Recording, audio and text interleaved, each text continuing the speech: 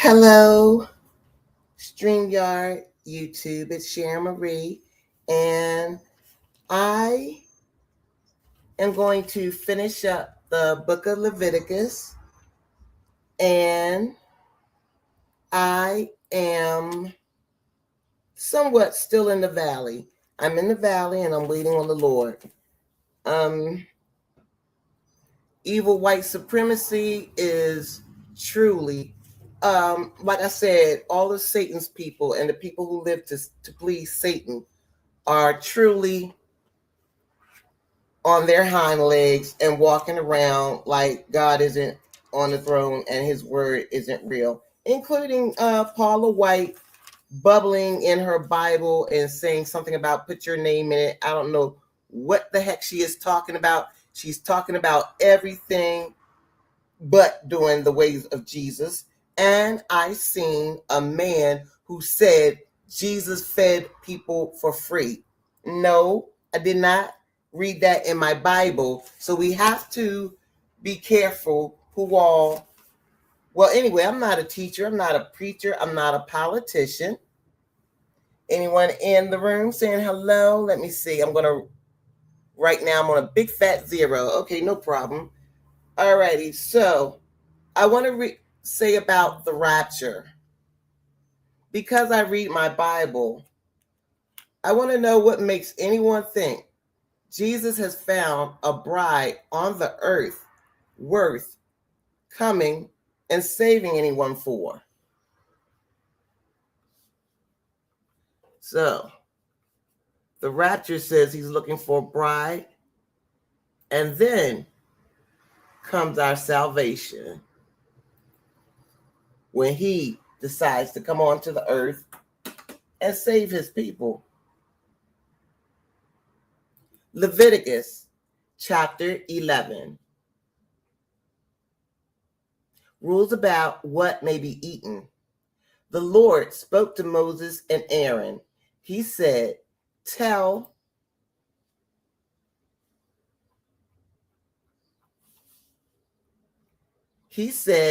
the people of Israel this.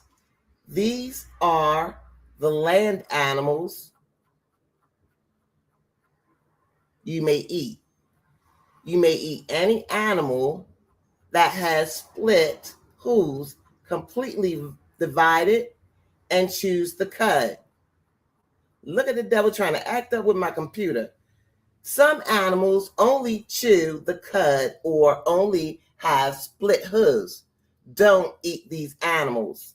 The camel chews the cud but does not have a split hoof. It is unclean for you. The rock badger chews the cud but does not have a split hoof. It is unclean for you. The rabbit chews the cud but does not have a split hoof. It is unclean for you. Now, the pig has a split hoof that is completely divided, but it does not chew the cud. It is unclean for you. You must not eat the meat from these animals. Don't even touch their dead bodies. They are unclean for you. Some animals live in the sea or in the river. If the animal has fins and scales, you may eat it. But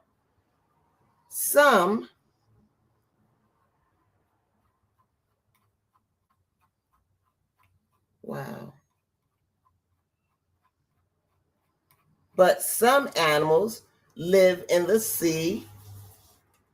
I'm not sure what's going on now.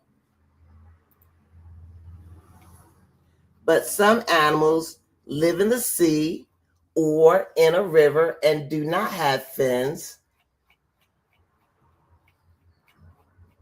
I don't know what's going on with this.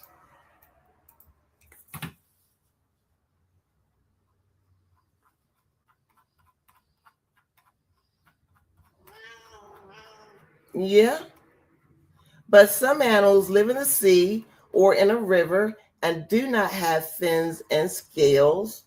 This includes, Okay.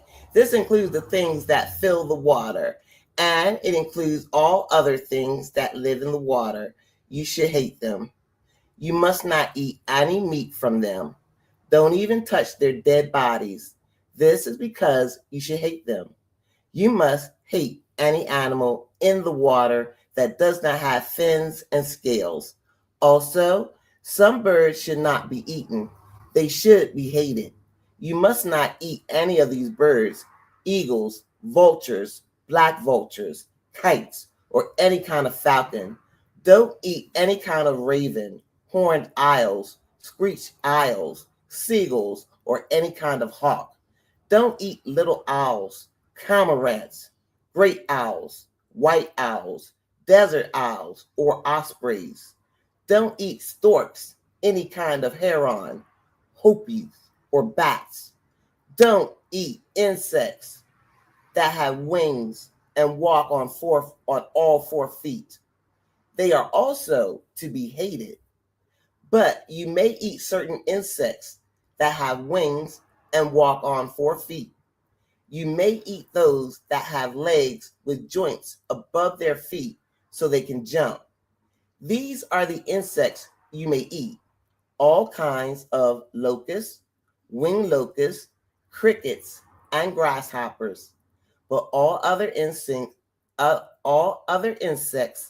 that have wings and walk on 4 feet are hated. Those insects will make you unclean. Anyone who touches the dead body of one of these insects will become unclean until evening. If someone picks up one of these dead insects, he must wash his clothes. He will be unclean until evening. Some animals have split hooves, but the hooves are not completely divided, and some animals do not chew the cud. They are unclean for you.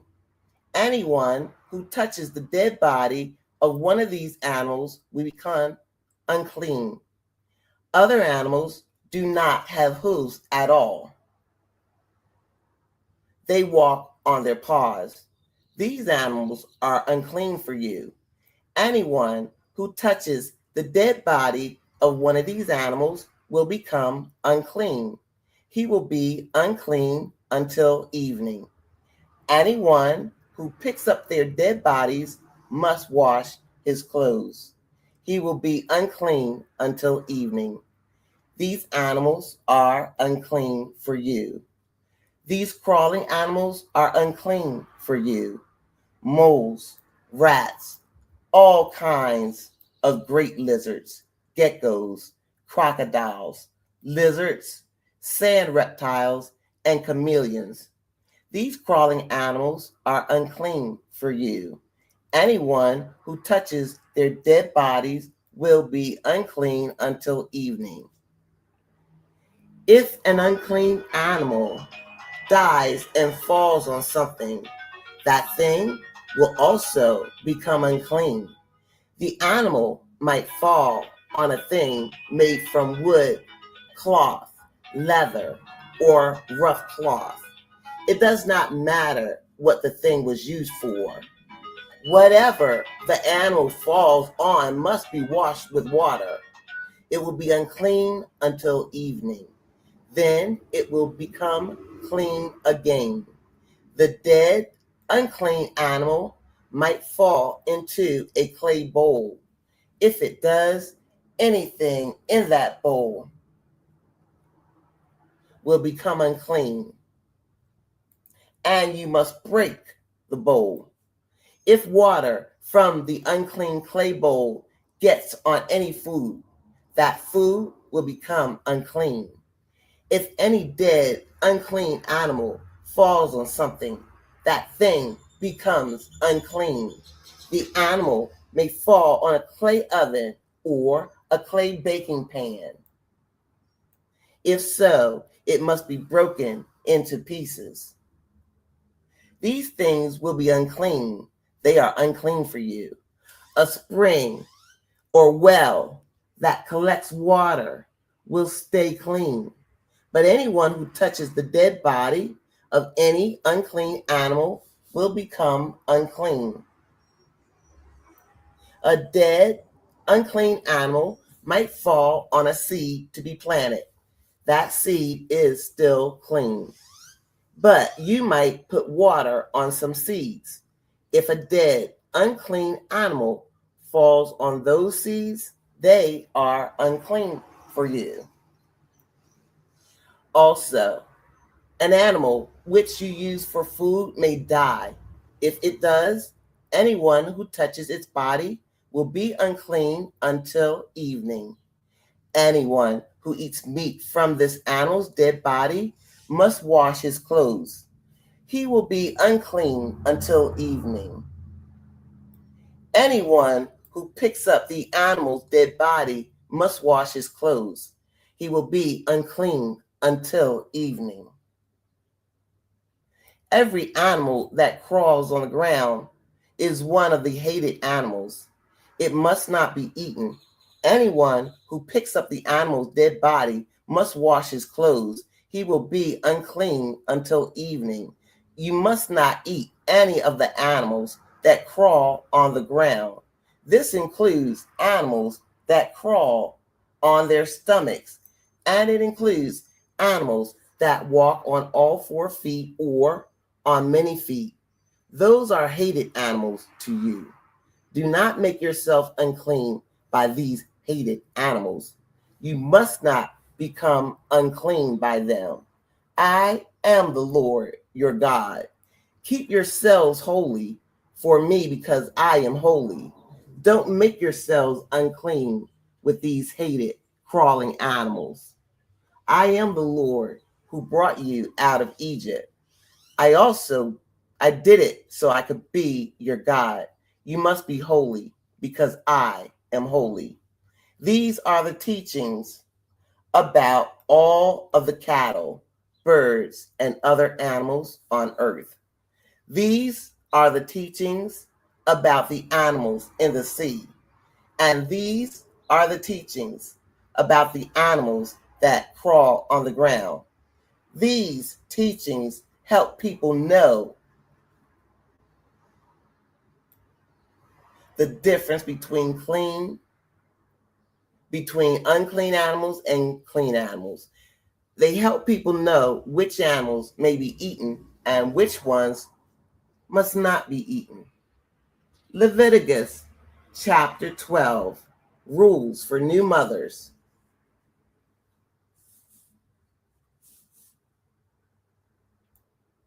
The Lord said to Moses, "Tell the people of Israel this: if a woman gives birth to a son, she will become unclean for 7 days.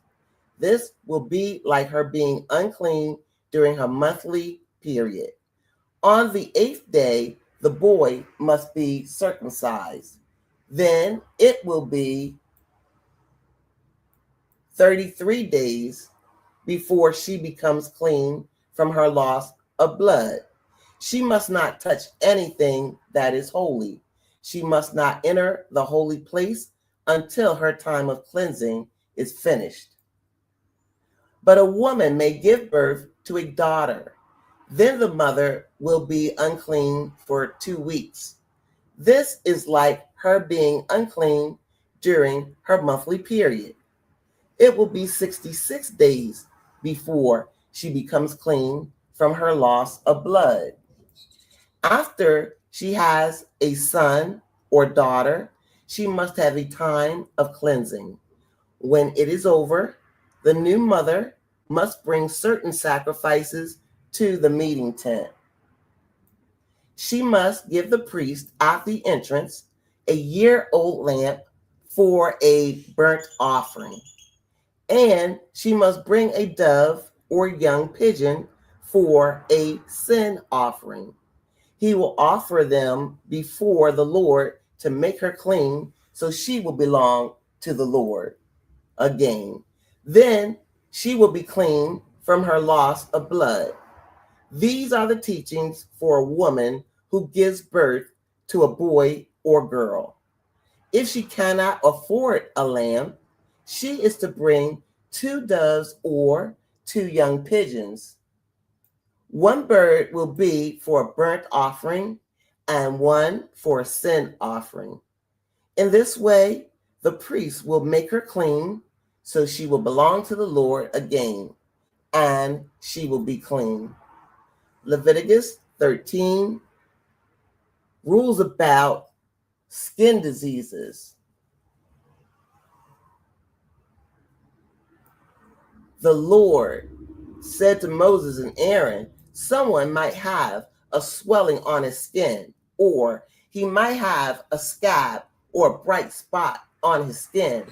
If the sore looks like a harmful skin disease, the person must be brought to Aaron the priest,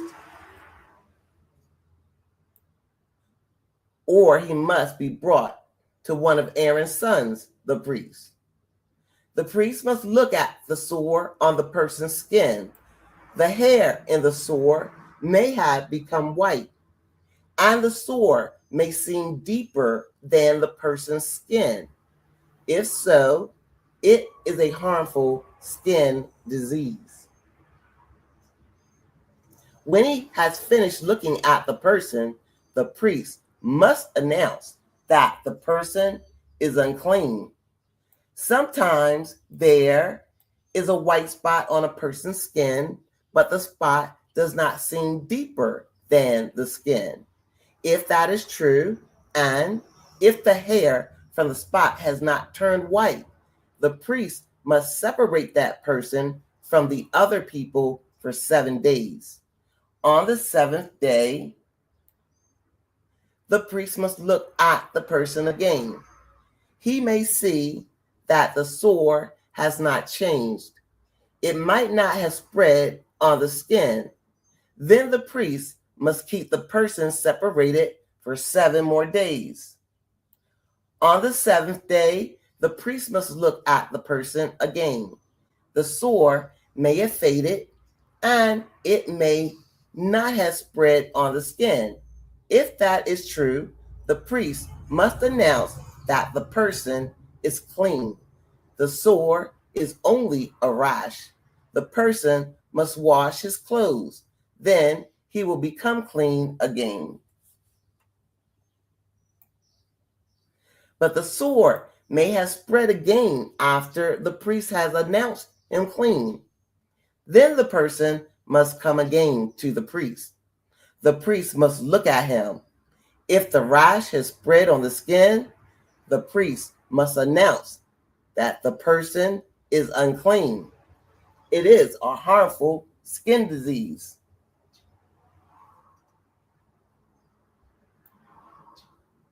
If a person has a harmful skin disease, he must be brought to the priest. The priest must look at him. There might be a white swelling in the skin, and the hair may have become white, and the skin may look raw in the swelling. If these things are true, it is a harmful skin disease. It is one that he has had for a long time. The priest must announce that the person is unclean. He will not need to separate that person from the other person, from the other people. This is because everyone already knows that the person is unclean.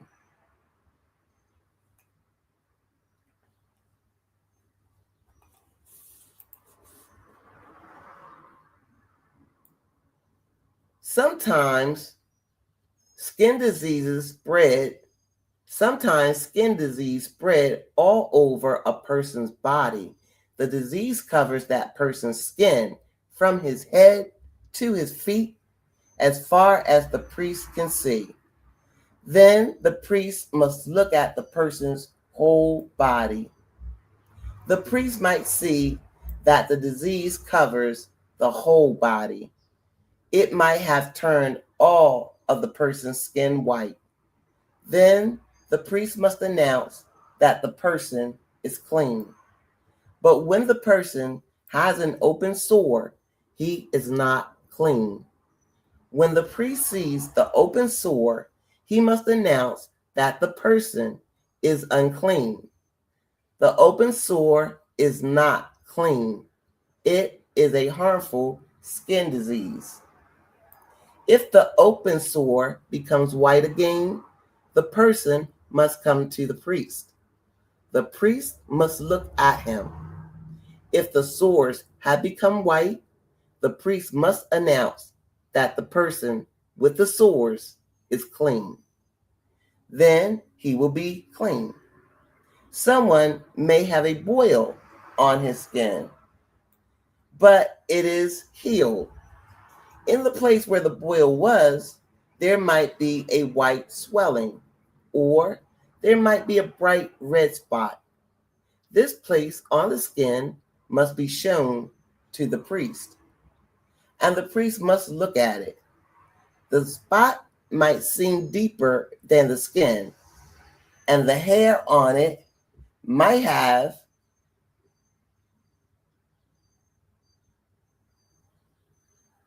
where is it?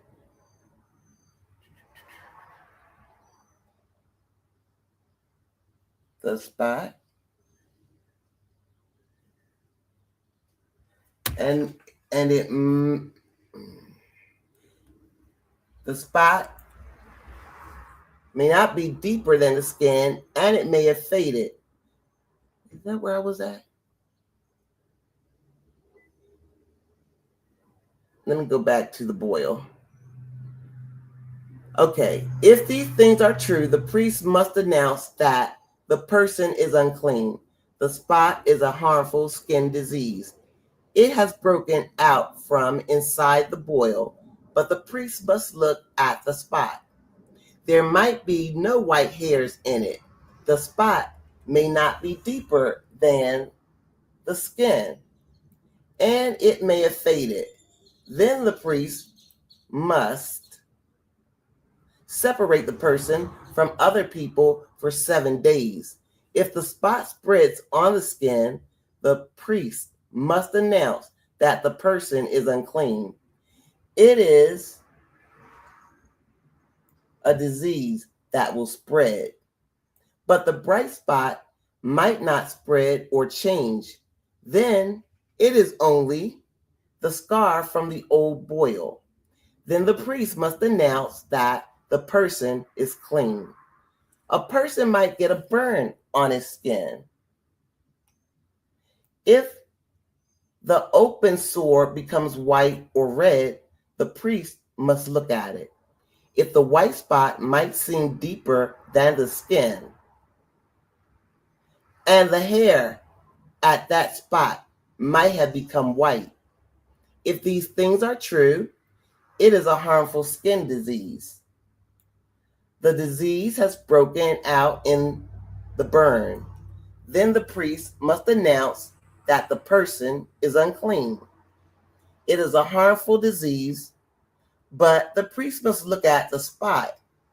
There might be no white hair in the bright spot, and the spot may be no deeper than the skin. It may have faded. Then the priest must separate the person from other people for 7 days. On the 7th day, the priest must look at him again. If the spot has spread on the skin, the priest must announce that the person is unclean. It is a harmful skin disease. But the bright spot may not have spread on the skin. It may have faded. Then it is the swelling from the burn. And the priest must announce that the person is clean. The spot is only a scar from the burn.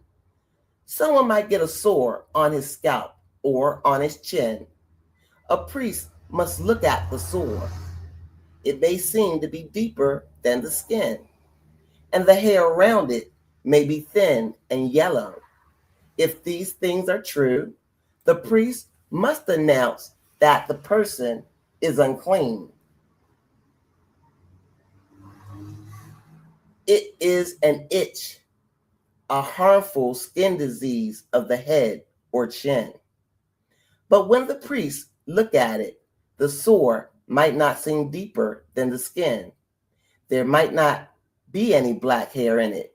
If that is true, the priest must separate the person from other people for 7 days. On the 7th day, the priest must look at the sore. It may not have spread. There may be no yellow hairs growing in it, and the sore may not seem deeper than the skin. If these things are true, the person must shave himself. But he must not shave the sore place. The priest must separate that person from other people for 7 more days. On the 7th day, the priest must look at the sore. The sore may not have spread on the skin, and it may not seem deeper than the skin. If that is true, the priest must announce that the person is clean. So the person must wash his clothes and become clean. But the sore might spread on the skin after the person has become clean. Then the priest must look at him again. If the sore has spread on the skin, the priest doesn't need to look for the yellowish hair. The person is unclean. But the priest might think the sore has stopped spreading, and black hair may be growing in it. Then the sore has been healed. The person is clean, and the priest must announce that he is clean. When a person has white spots on his skin, a priest must look at them. If the spots on his skin are dull white, the disease is only a harmless rash. That person is clean. A man might lose hair from his head and be bald. He is clean. He might lose hair from the front of his head and have a bald forehead. He is clean. But if there is a red-white sore on his scalp, it is a skin disease. A priest must look at that person. The swelling of the sore might be red-white. It might look like a skin disease that spreads. Then that person has a skin disease. He is unclean. And the priest must announce that the person is unclean because of the sore on his head. If a person has a skin disease that spreads, he must warn other people. He must shout, "Unclean, unclean." His clothes must be torn at the seams. He must let his hair stay uncombed, and he must cover his mouth. That person will be unclean the whole time he has the disease. He is unclean. He must live alone outside the camp. Rules about mildew. Leviticus chapter 13, verse 47. Some clothing might have mildew on it. The clothes might be linen or wool. It might be woven or knitted. The mildew might be a piece of leather or on something made from leather. The mildew might be in the clothing, leather, or woven or knitted material. If the mildew is green or red, it is a spreading mildew. Then it must be shown to the priest. The priest must look at the mildew, and he must put that thing in a separate place for 7 days. On the 7th day, he must look at the mildew. It doesn't matter if the mildew is on leather or cloth. It doesn't matter if the cloth is woven or knitted. It doesn't matter what it was used for. If the mildew has spread, it is a mildew that destroys. The priest must burn it. It does not matter if it is woven or knitted, wool or linen. or a leather article. The mildew is spreading. The thing must be burned. If the priest sees that the mildew has not spread, the cloth or leather must be washed. It does not matter if it is leather or cloth, knitted or woven. It must be washed. The priest must order the people to wash that piece of leather or cloth. Then he must separate the clothing for 7 more days. After that time, the priest must look at it again. If the mildew still looks the same, that same thing is unclean. It does not matter if the mildew has not spread. You must burn that cloth or piece of leather. But when the priest looks at that piece of leather or cloth, the mildew might have faded. Then the priest must tear the mildew out of the piece of leather or cloth. It does not matter if the cloth is woven or knitted, but the mildew might come back to that piece of leather or cloth. If that happens, the mildew is spreading, and that piece of leather or cloth must be burned. The cloth, the woven or knitted material, or the leather may be washed. The mildew may then be gone. It must be washed again. Then it will be clean. These are the teachings about mildew on pieces of leather or cloth. It doesn't matter if the cloth is woven or knitted.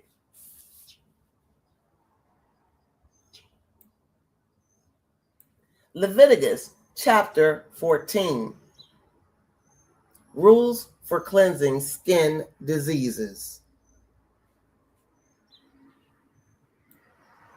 The Lord said to Moses, "These are the teachings for people who had harmful skin disease and had become well. These teachings are for making that person clean. A priest must look at the person who had the skin disease. He must go to that person outside the camp. He must see if the skin disease is healed. If the person is healthy, the priest will tell him to do these things. He must get 2 living, clean birds. He must also get a piece of cedar wood, a piece of red cloth, and a hyssop plant. These things are for cleansing the person with the skin disease. The priest must order 1 bird to be killed in a clay bowl containing fresh water. Then he will take the other bird that is still alive. He will take the piece of cedar wood, the red cloth, and the hyssop. He will dip the living bird and other things into the blood. This is the blood of the bird that was killed over the fresh water. The priest will sprinkle the blood 7 times on the person who had the skin disease. He must announce that the person is clean. Then the priest must go to an open field. He must let the living bird go free. Next, that person must wash his clothes. He must shave off all his hair, and he must wash with water. Then he will be clean and may go into the camp. But at first, he must stay outside his tent for 7 days. On the 7th day, he must shave off all his hair. He must shave off his hair, his beard, and his eyebrows. He must wash his clothes and bathe his body in water. Then he will be clean.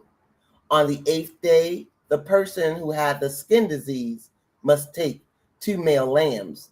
They must have nothing wrong with them. He must also take a year-old female lamb. It must have nothing wrong with it. The person must take 6 quarts of fine flour mixed with oil. This is for a grain offering. He must also take 2/3 of a pint of olive oil. A priest must announce that the person is clean. Then he must bring that person and his sacrifices before the Lord. This is at the entrance of the meeting tent. The priest will take one of the male lambs. He will offer it and the olive oil as a guilt offering, and he will present them before the Lord as an offering. Then he will kill the male lamb in the holy place. He will kill it where they kill the sin offering and the whole burnt offering. The penalty offering is like the sin offering. It belongs to the priest. It is most holy. The priest will take some of the blood of the penalty offering. He will put some of it on the bottom of the right ear of the person to be made clean.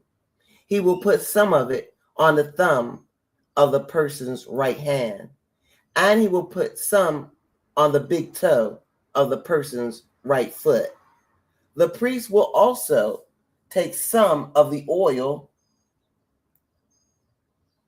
and pour it into his own left hand. Then he will dip a finger of his right hand into the oil that is in his left hand. He will use his finger to sprinkle some of the oil 7 times before the Lord. The priest will put some oil from his hand on the bottom of the right ear of the person to be made clean. He will put some of it on the thumb of the person's right hand, and he will put some of it on the big toe of the person's right foot. The oil will go on these places on top of the blood for the penalty offering. He will put the rest of the oil that is in his left hand on the head of the person to be made clean. In this way, the priest will make that person clean so he can belong to the Lord again. Next, the priest will offer the sin offering. It will make that person clean so he can belong to the Lord again. After this, the priest will kill the animal for the whole burnt offering.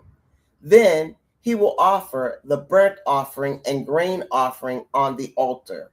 In this way, he will make that person clean so he can belong to the Lord again. But the person may be poor and unable to afford these offerings. Then he must take 1 male lamb for a penalty offering. It will be presented to the Lord so the priest can make that person clean. Then he can belong to the Lord again. The person must take 2 quarts of fine flour mixed with oil. It will be used for a grain offering. He must also take 2/3 of a pint of olive oil.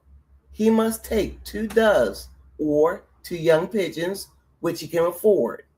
1 bird will be a sin offering. The other will be a whole burnt offering. On the 8th day, the person will bring them to the priest at the entrance of the meeting tent. The gifts will be offered before the Lord. This is so the person can become clean. The priest will take the lamb for the penalty offering and the oil. He will present them as an offering before the Lord. Then he will kill the lamb of the penalty offering. He will take some of the blood of the penalty offering. He will put it on the bottom of the right ear of the person to be made clean. The priest will put some of this blood on the thumb of the person's right hand, and he will put some on the big toe of the person's right foot. He will also pour some of the oil into his own left hand. Then, with a finger of his right hand, he will sprinkle some of the oil from his left hand.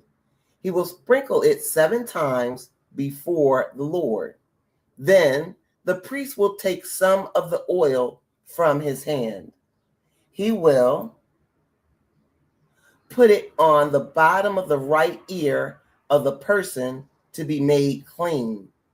He will also put some of it on the thumb of the person's right hand, and he will put some on the big toe of the person's right foot. The oil will go on these places on top of the blood from the penalty offering. The priest must put the rest of the oil that is in his hand on the head of the person to be made clean. In this way, the priest will make the person clean so he can belong to the Lord again. Then the priest will offer one of the doves or young pigeons. He must offer what a person can afford. He must offer one of the birds as a sin offering, and he must offer the other bird as a whole burnt offering. He must offer them with the grain offering. In this way, the priest will make the person clean so he can belong to the Lord again. The person will become clean. These are the teachings for making a person clean. This is done after he has become well from a skin disease. These teachings are for people who cannot afford the regular sacrifices for becoming clean. Rules for cleaning mildew. Leviticus chapter 14, verse 33, sipping water. And I'm going to, okay, I'm still at 0. Okay, no problem.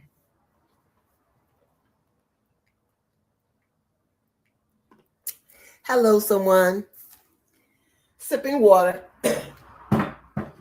The Lord also said to Moses and Aaron, and now that just went down the wrong way, excuse me.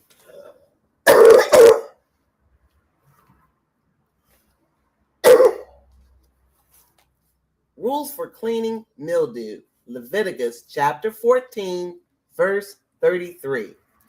The Lord also said to Moses and Aaron, I am giving the land of Canaan to your people. When they enter that land, I might cause mildew to grow in someone's house.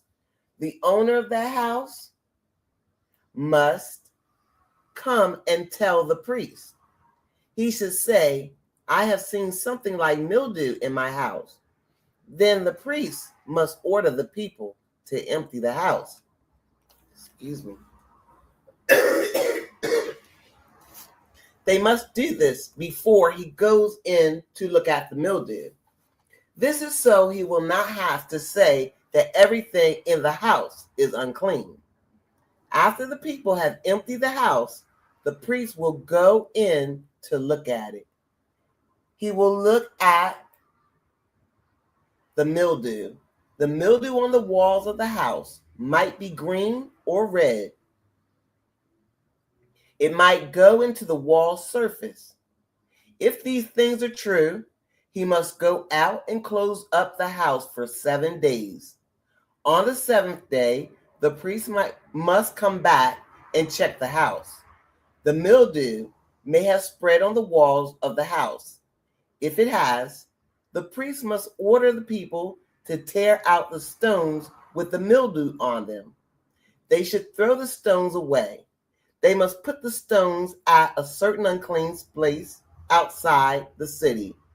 Then the priest must have all the inside of the house scraped. The people must throw away the plaster they scraped off the walls. They must put the plaster at a certain unclean place outside the city. Then the owner must put new stones in the walls and he must cover the walls with new clay plaster. A person may have taken away the old stones and plaster. He may have put in new stones and plaster, but mildew may again appear in his house. If it does, the priest must come back and check the house again. If the mildew has spread in the house, it is a mildew that destroys things. So the house is unclean. Then the owner must tear down the house. He must remove all its stones, plaster, and wood. He must take them to the unclean place outside the city. Anyone who goes into that house will be unclean until evening. Anyone who eats in that house or lies down there must wash his clothes. After new stones and plaster have been put in a house, the priest must check it again. The mildew may not have spread in the house. Then the priest will announce that the house is unclean. Then the mildew may not have spread in the house. Then the priest will announce that the house is clean. This is because the mildew is gone. Then to make the house clean, the priest must take 2 birds. He must also take a piece of cedar wood, a piece of red cloth, and a hyssop plant. He will kill 1 bird in a clay bowl containing fresh water. Then he will take the other bird that is still alive. He will also take the cedar wood, the hyssop, and the red cloth. He will dip the living bird and other things into the blood. This is the blood of the bird that was killed over the fresh water. Then the priest will sprinkle the blood on the house 7 times. He will use the bird's blood, the fresh water, and the live bird. And he will use the cedar wood, the hyssop, and the red cloth. With these things, he will make the house clean. The priest will go to an open field outside the city, and he will use the cedar wood, the hyssop, and the red cloth. With these things, he will make the house clean. The priest will go to an open field outside the city, and he will let the living bird go free. This is how the priest makes the house clean and ready for service to the Lord. These are the teachings about any kind of skin disease. These are the teachings for mildew on pieces of cloth or in a house. These are also teachings for swellings, rashes, or bright spots on the skin. They teach when things are unclean and when they are clean. These are the teachings about all these kinds of diseases. We did 11, 12, 13, 14. Leviticus chapter 15, rules about a man's body. The Lord also said to Moses and Aaron, "Say to the people of Israel, when a fluid comes from a man's body, he is unclean. It doesn't matter if the fluid flows freely or if it is blocked from flowing. The man who discharges the body fluid may lie on a bed. If he does, that bed becomes unclean. Everything he sits on becomes unclean. Also, anyone who touches his bed must wash his clothes and bathe in water. This person will be unclean until evening. Someone might sit on something that the man who discharges the fluid sat on. If he does, he must wash his clothes and bathe in water. He will be unclean until evening. Anyone who touches the man who discharges the body fluid must wash his clothes and bathe in water. The person will be unclean until evening. The man who discharges the body fluid might spit on a clean person. If so, the person who was clean must wash his clothes. He must bathe in water. The person will be unclean until evening. Everything on which the man who is unclean has written will become unclean. Someone might touch something that was under the man who discharges a body fluid. If he does, he will be unclean until evening. Someone might carry these things that were under the man who discharges a body fluid. This person must wash his clothes and bathe in water. He will be unclean until evening. The man who discharges the body fluid may not have washed his hands in water. If he touches another person, that person must wash his clothes. That person must bathe in water. He will be unclean until evening. A man who discharges a body fluid may touch a clay bowl. That clay bowl must be broken. If he touches a wooden bowl, that bowl must be washed in water. A man who discharges body fluid may be made clean. He must count 7 days for himself for his cleansing. He must wash his clothes and bathe his body in fresh water. Then he will be clean. On the 8th day, he must take 2 doves or 2 young pigeons. He must come before the Lord at the entrance of the meeting tent. He will give the 2 birds to the priest. The priest will offer the birds. One bird is for a sin offering. The other is for a burnt offering. So the priest will make that man clean so he can belong to the Lord again. If semen goes out from a man, he must bathe in water. He will be unclean until evening. If the fluid gets on any clothing or leather, it must be washed with water. It will be unclean until evening. If a man has physical relations with if a man has physical relations with a woman and semen comes out, both people must bathe in water. They will be unclean until evening. Rules about a woman's body.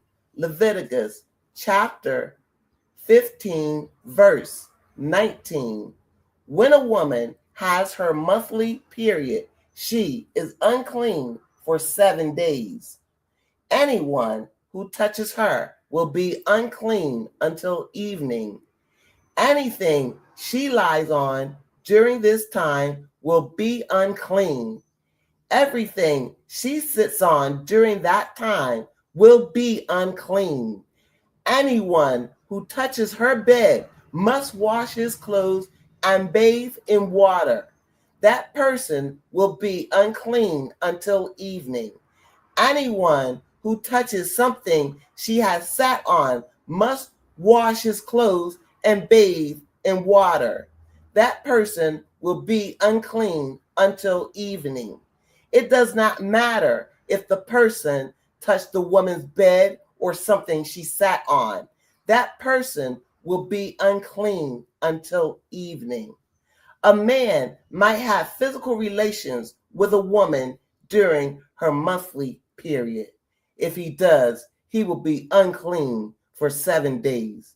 Every bed he lies on will also be unclean. A woman might have a loss of blood for many days.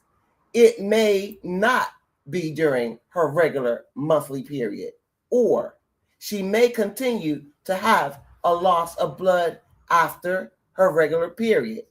If she does, she will be unclean as she is during her monthly period. She will be unclean for as long as she continues to bleed. Any bed she lies on during all the time of her bleeding will be like her bed during her regular monthly period. Everything she sits on will be unclean. It will be like during her regular monthly period. If anyone touches those things, that person will be unclean. He must wash his clothes and bathe in water. He will be unclean until evening. When the woman becomes clean from her bleeding, she must wait 7 days. After this, she will be clean. Then, on the 8th day, she must take 2 doves or 2 young pigeons. She must bring them to the priest at the entrance of the meeting tent. Then the priest must offer 1 bird for a sin offering. He must offer the other bird for a whole burnt offering. So the priest will make her clean so she can belong to the Lord again.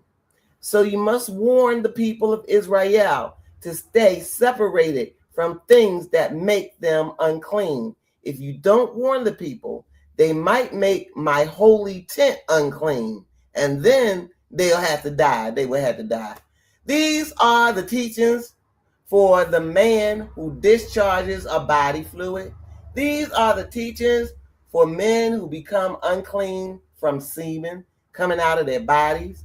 These are the teachings for women who become unclean from their monthly period. These are the teachings for anyone who becomes unclean by having physical relations with another person who's unclean. So credentials, I guess I'll give some more of my credentials up. And so that's all on me. I'm a paraprofessional, so that's my coding certificate. Great. And then, of course, that's my book. That's on the internet if you go to script.com.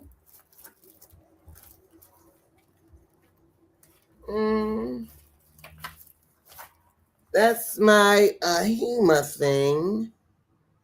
That's my first time around as a licensed coder, registered. And see if I can find my college degree. You know, because that's the one thing they can never take from you, right? There it is. Oops. There we are. And I'm so excited again to be reading the ICB Bible. Also, I want to say about my project. Again, I'm here to do the $1 billion, 10,000 citizens invest. Let me put it on my book. 10,000 citizens invest $50 on our public market date. Now, it's no longer $50. I only said that because that's what I used to say.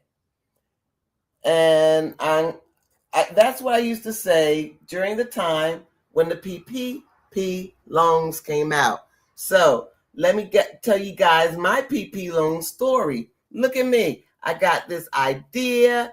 I've gone to City Hall. I've gone to churches. I'm writing. I'm on the internet. Why didn't I get a PPP loan? First of all, did I apply for one? Yes, internet. Yes, Sharon Marie applied for a PPP loan. That first 10,000, and they said no. They said no. Sometimes you get told no. Some people don't know that, but it seems like that's all I get to know. But let me tell y'all something while you're here. Guess who I did? You'll never believe. Guess who I did get a $2,500 cash grant from? You'll never believe it, but it's true. 2020, Facebook, Mark Zuckerberg said anybody that's got any ideas to better the world during this pandemic hour of need during time, why don't you just Facebook me your idea with your bank account number, and no lie, no joke, like in 6 weeks, boom, I had plus $2,500 some kind of keep dreaming grant, I think is what it was called. Keep believing or keep dreaming type of grant. And he funded it. Yay. Now back to the word, because I'm getting lifted. especially reading all this healthcare credential stuff. That's another thing. So I'm gonna say real short after I read all this Leviticus, just as a healthcare worker and an old wives' tale. I'm gonna get back in the word right now, but an old wives' tale is you keep yourself clean for 7 years, and it'll be like it never happened. And that is very glib to say. So let me go ahead and be respectful. Leviticus chapter 26, chapter 16.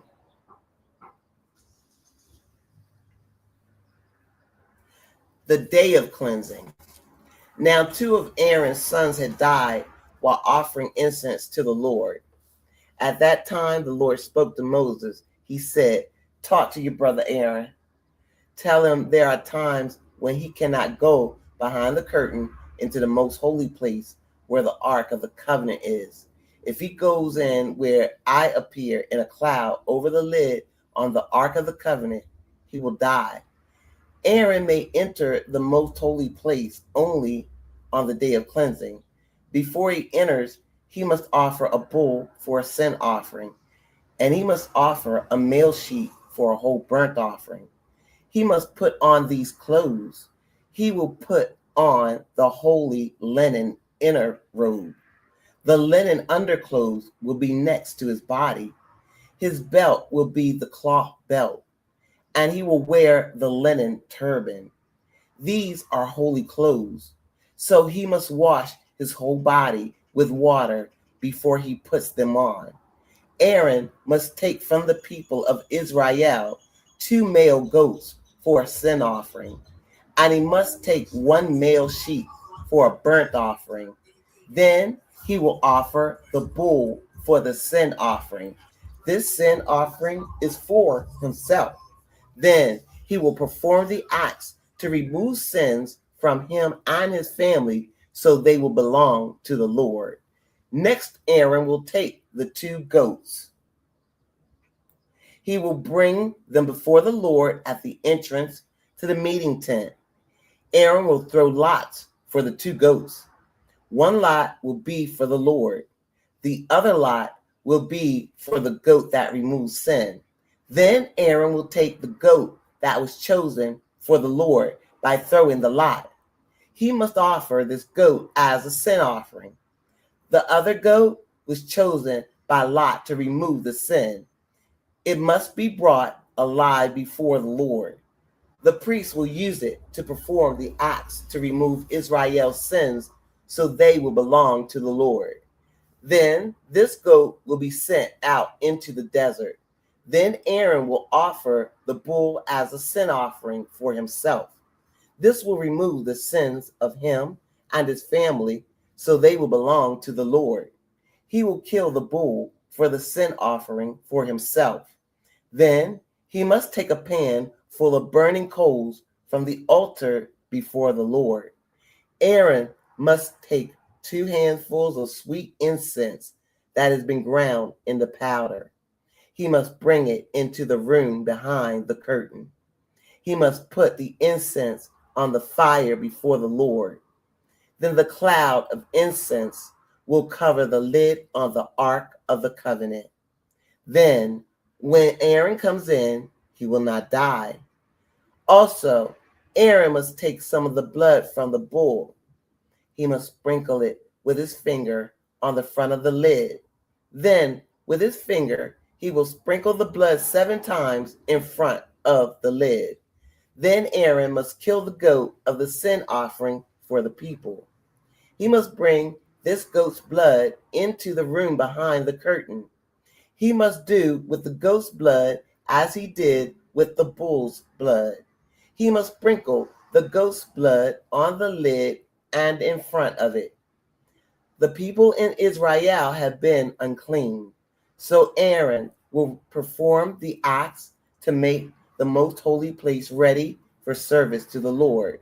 Then it will be clean from the sins and crimes of the people of Israel. He must do this because of the meeting tent, because the meeting tent stays in the middle of unclean people. When Aaron makes the most holy place ready for service to the Lord, no one is allowed in the meeting tent. No one must go in until Aaron comes out. So Aaron will perform the acts to remove sins from himself and his family, so they will belong to the Lord.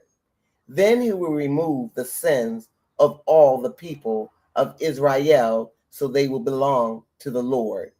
Afterward, he will go out to the altar that is before the Lord, and he will make the altar ready for service to the Lord. Aaron will take some of the blood, some of the bull's blood, and some of the goat's blood. He will put it on the corners of the altar on all sides. Then he will sprinkle some of the blood with his finger. He will sprinkle it on the altar 7 times. In this way, Aaron will make the altar holy for the Lord, and it will be clean from all the sins of the people of Israel. Aaron will make the most holy place, the meeting tent, and the altar clean. Then he will bring the goat alive to the Lord. He will put both his hands on the head of the living goat. Then he will confess all the sins and crimes of Israel over the goat. In this way, Aaron will put the people's sins on the goat's head. Then he will send the goat away into the desert. A man who has been appointed will lead the goat away. So the goat will carry all the people's sins on itself. It will go to a lonely place in the desert. The man who leads the goat will let it loose there. Then Aaron will enter the meeting tent. He will take off the linen clothes. He will put them on before he went into the most holy place. He must leave these clothes there. He will wash his whole body with water in a holy place. Then he will put on his regular clothes. He will come out and offer the whole burnt offering for himself, and he will offer the whole burnt offering for the people. He will remove sins from himself and the people, so they will belong to the Lord. Then he will burn the fat of the sin offering on the altar. The person who led the goat into the desert must wash his clothes. Then he must wash his whole body with water. After that, he may come back into the camp. The bull and goat for the sin offerings must be taken outside the camp. The blood from these animals was brought into the most holy place. It was to make the holy place ready for service to the Lord. The priest will burn the animal skins, bodies, and intestines before the fire. In the fire. Then the one who burns them must wash his clothes. Then he must wash his whole body with water. After that, he may come back into the camp. This law will always continue for you. On the 10th day of the 7th month, you must not eat. You must not do any work. The travelers or foreigners living with you must not work either. On this day, the priests make you clean, so you belong to the Lord again. All your sins will be removed. This is a very important day of rest for you, and you must not eat. This law will continue forever. So the appointed priest will perform the acts for making things ready for service to the Lord. He is the priest on whom oil was poured. He is appointed to take his father's place. That priest must put on the holy linen clothes. He must make the most holy place ready for service to the Lord. He must make the meeting tent and the altar ready for service to the Lord. He must remove the sins of himself and all the people of Israel, so they will belong to the Lord. That law for removing the sins of the Israelites, so they will belong to the Lord, will continue forever. You will do these things once a year. So they did the things the Lord had commanded Moses. Leviticus chapter 17, offering sacrifices.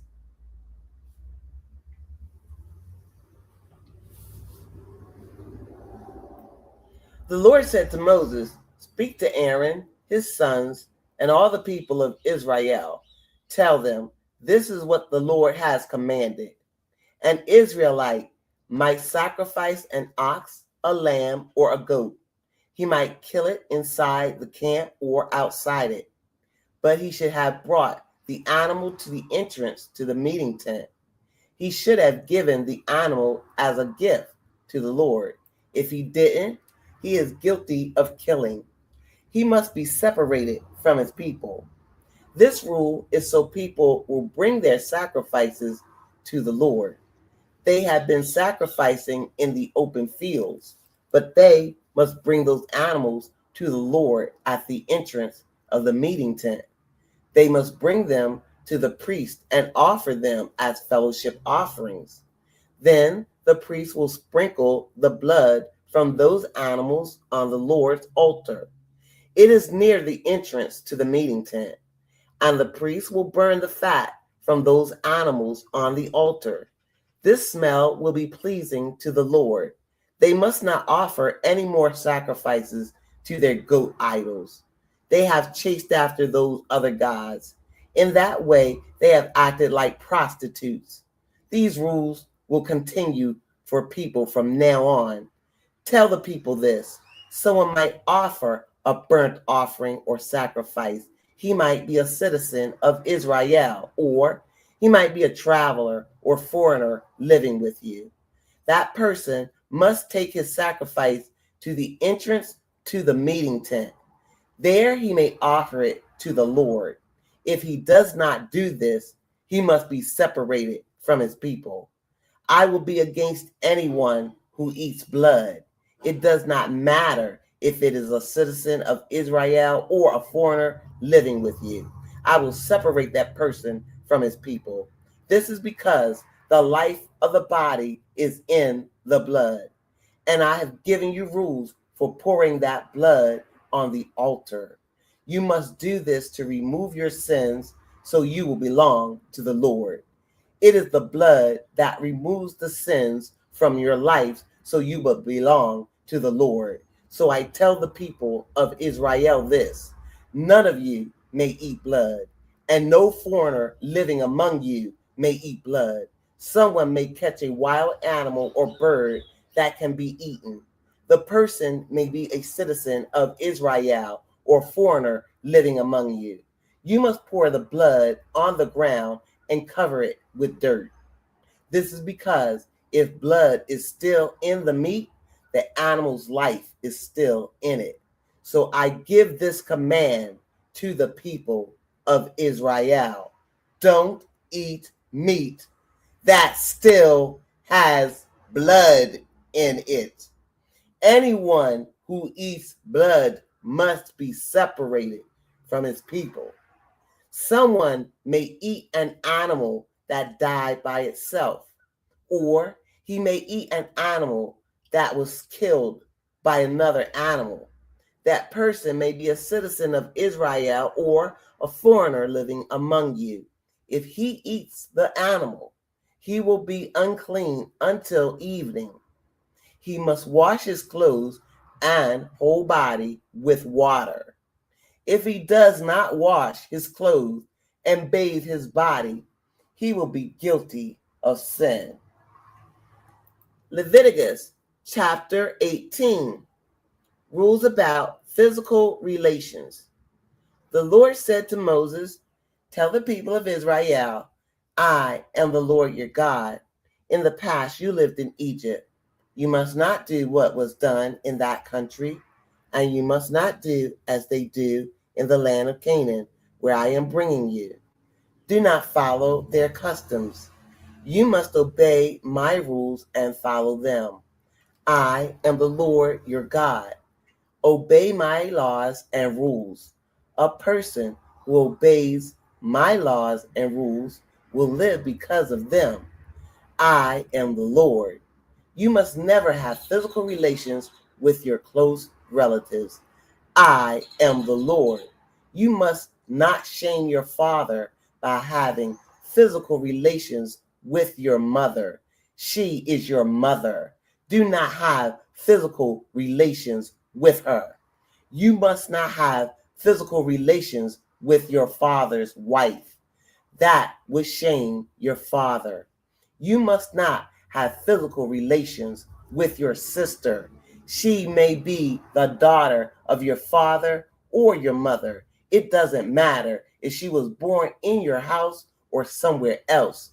You must not have physical relations with your granddaughter. She may be your son's daughter or your daughter's daughter.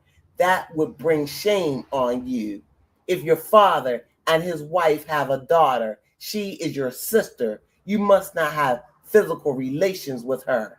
You must not have physical relations with your father's sister. She is your father's close relative.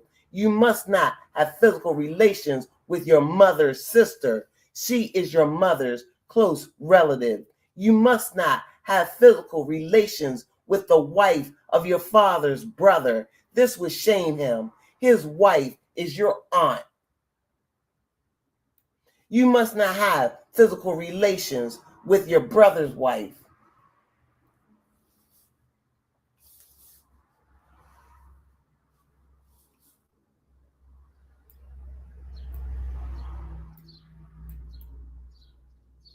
That would shame your brother. You must not have physical relations with both a woman and her daughter.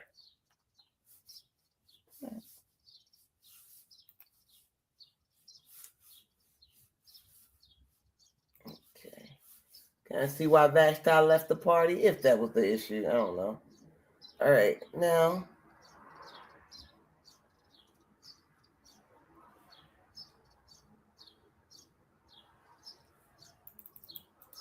Not sure what's going on here. It was getting juicy, guys. Let me get down there. I'm gonna find it. Where we at? Can't be with your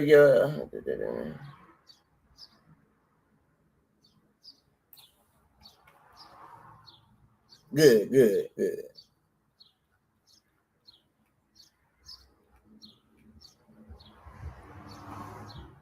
Here we go.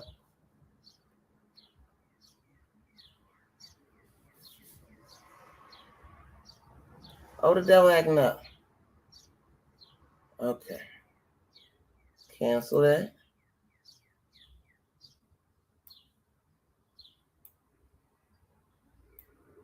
Okay, that is 16. All right.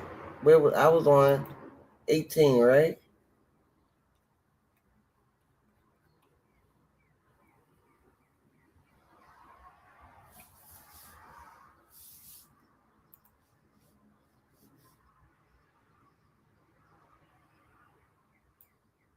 And I left off. Okay. It's gonna be a problem. Okay, it's trying to be a problem. Leviticus 18. Let me see if I can read it from the bottom.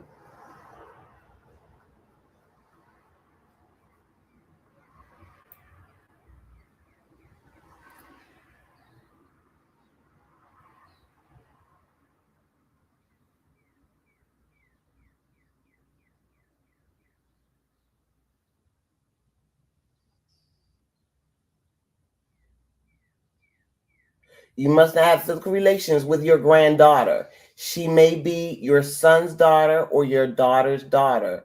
That would bring shame on you.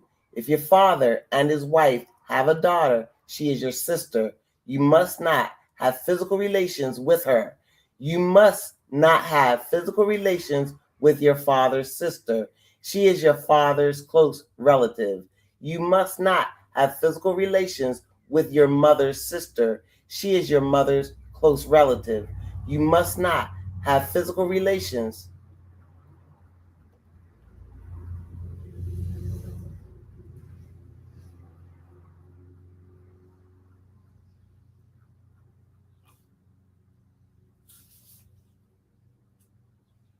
devil don't want us to get this out, but we're going to get this out. We're going to get this out.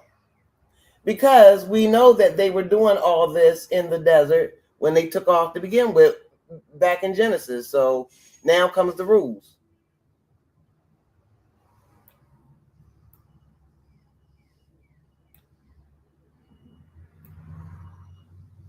Oh, the devil don't want me to read this. Okay, I see you don't want me to read this. But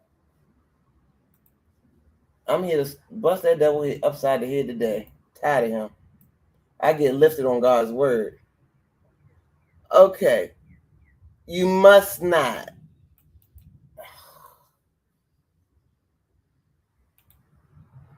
Let me see if I find another way to skin this cat right now. Let me see if one more other way to skin a cat. All right. Let me see if my mouse don't want to work. My mouse acting funny. You must not have physical relations with your father's sister. Did I do that one?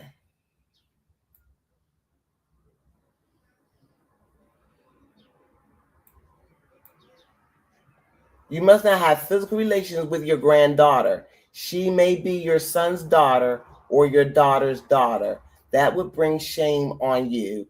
If your father and his wife have a daughter, she is your sister. You must not have physical relations with her. You must not have physical relations with your father's sister. She is your father's close relative. You must not have physical relations with your mother's sister. She is your mother's close relative. I feel like I read this. You must not have physical relations with the wife of your father's brother. This would shame him. Your brother's wife.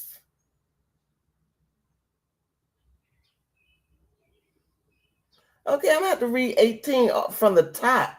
Let's take it from the top, guys. The devil got me messed up. I'm not doing this. This is God's word.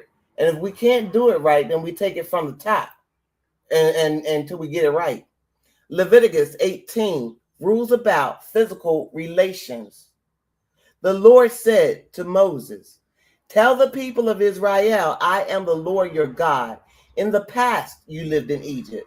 You must not do what was done in that country. And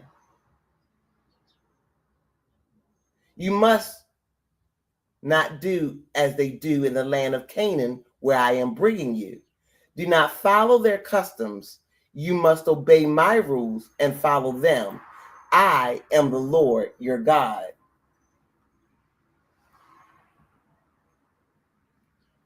The devil want relationships, don't he?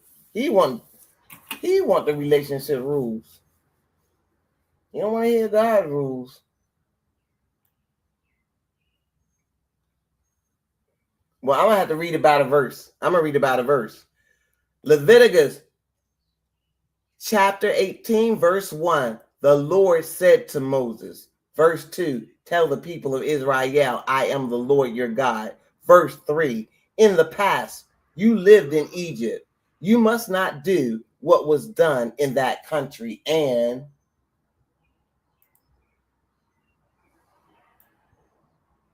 you must not do as they do in the land of Canaan, where I am bringing you. Do not follow their custom. Leviticus chapter 18, verse 4. Leviticus chapter 18, verse 4.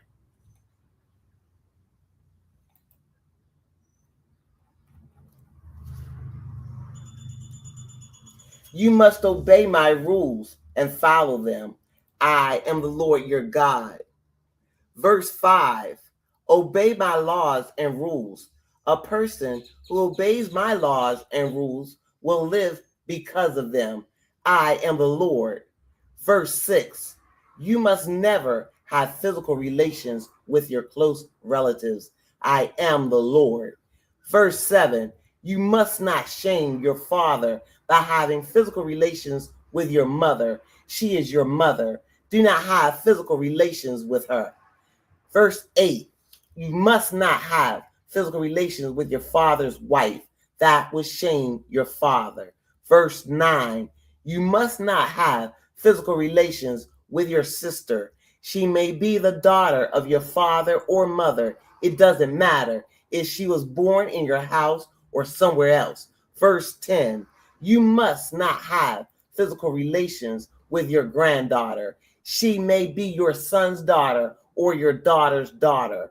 That would bring shame on you. Verse 11, if your father and his wife have a daughter, she is your sister. You must not have physical relations with her. Verse 12, you must not have physical relations with your father's sister. She is your father's close relative. Verse 13, you must not have physical relations with your mother's sister. She is your mother's close relative. Verse 14, you must not have physical relations with the wife of your father's brother. This would shame him. His wife is your aunt. Verse 15, you must not have physical relations with your daughter-in-law. She is your son's wife. Do not have physical relations with her. Verse 16, you must not have physical relations with your brother's wife. That would shame your brother. Verse 17, you must not have physical relations with both a woman and her daughter. And do not have physical relations with this woman's granddaughter. It may be the daughter of her son or her daughter. They are her close relatives. It is evil to do this. Verse 18, while your wife is still living, you must not take her sister as another wife. Do not have physical relations with her. Verse 19, you must not go near a woman to have physical relations with her during her monthly period. She is unclean during this time. Verse 20, you must not commit adultery with your neighbor's wife and make yourself unclean with her. Verse 21, you must not give any of your children to be sacrificed to Molech. This will show that you do not respect your God. I am the Lord. You must, verse 22, you must not have physical relations with a man as you would a woman. That is a hated sin. Verse 23, you must not have unnatural physical relations with an animal and make yourself unclean with it. Also, a woman must not have unnatural physical relations with an animal. It is not natural. Verse 24, don't make yourself unclean by any of these wrong things. I am forcing nations out of their countries because they did these sins. And I'm giving their land to you. The land has become unclean. So I punished it for its sins.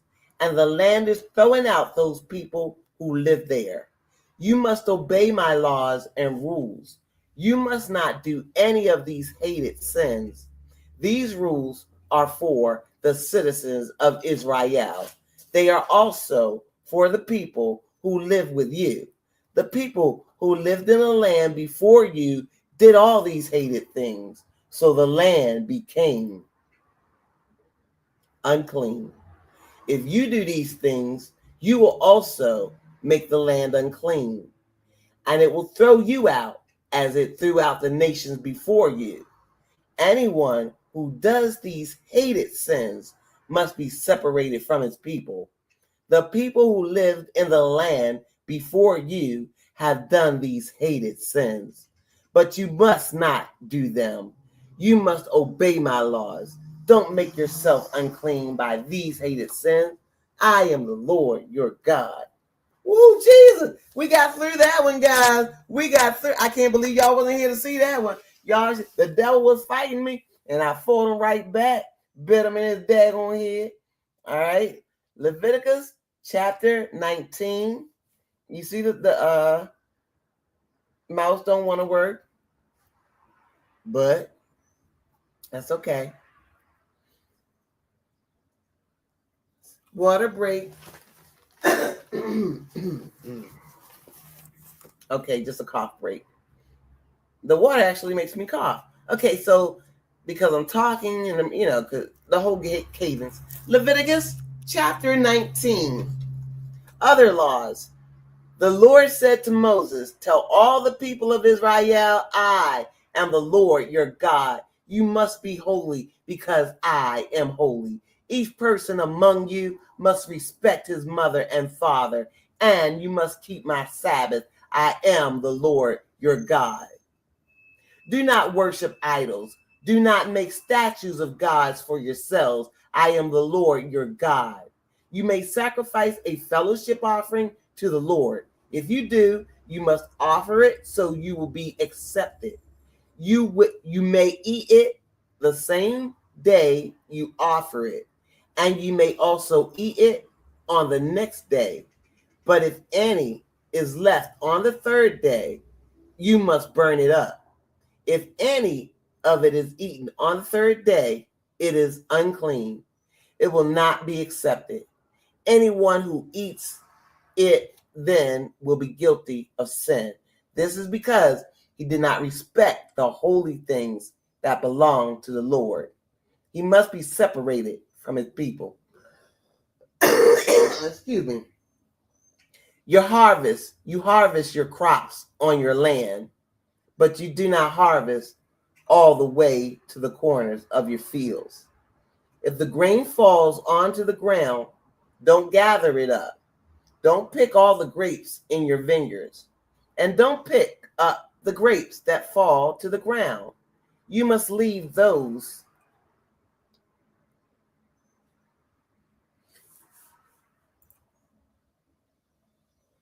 things for poor people. You must also leave them for people traveling through your country. I am the Lord your God. You must not steal. You must not cheat people.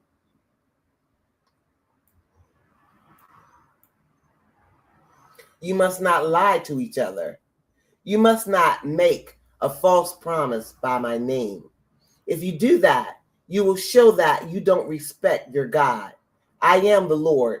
You must not cheat your neighbor. You must not rob him. You must not keep a hired worker's salary all night until morning. You must not curse a deaf man. And you must not put something in front of a blind person to make him fall. But you must respect.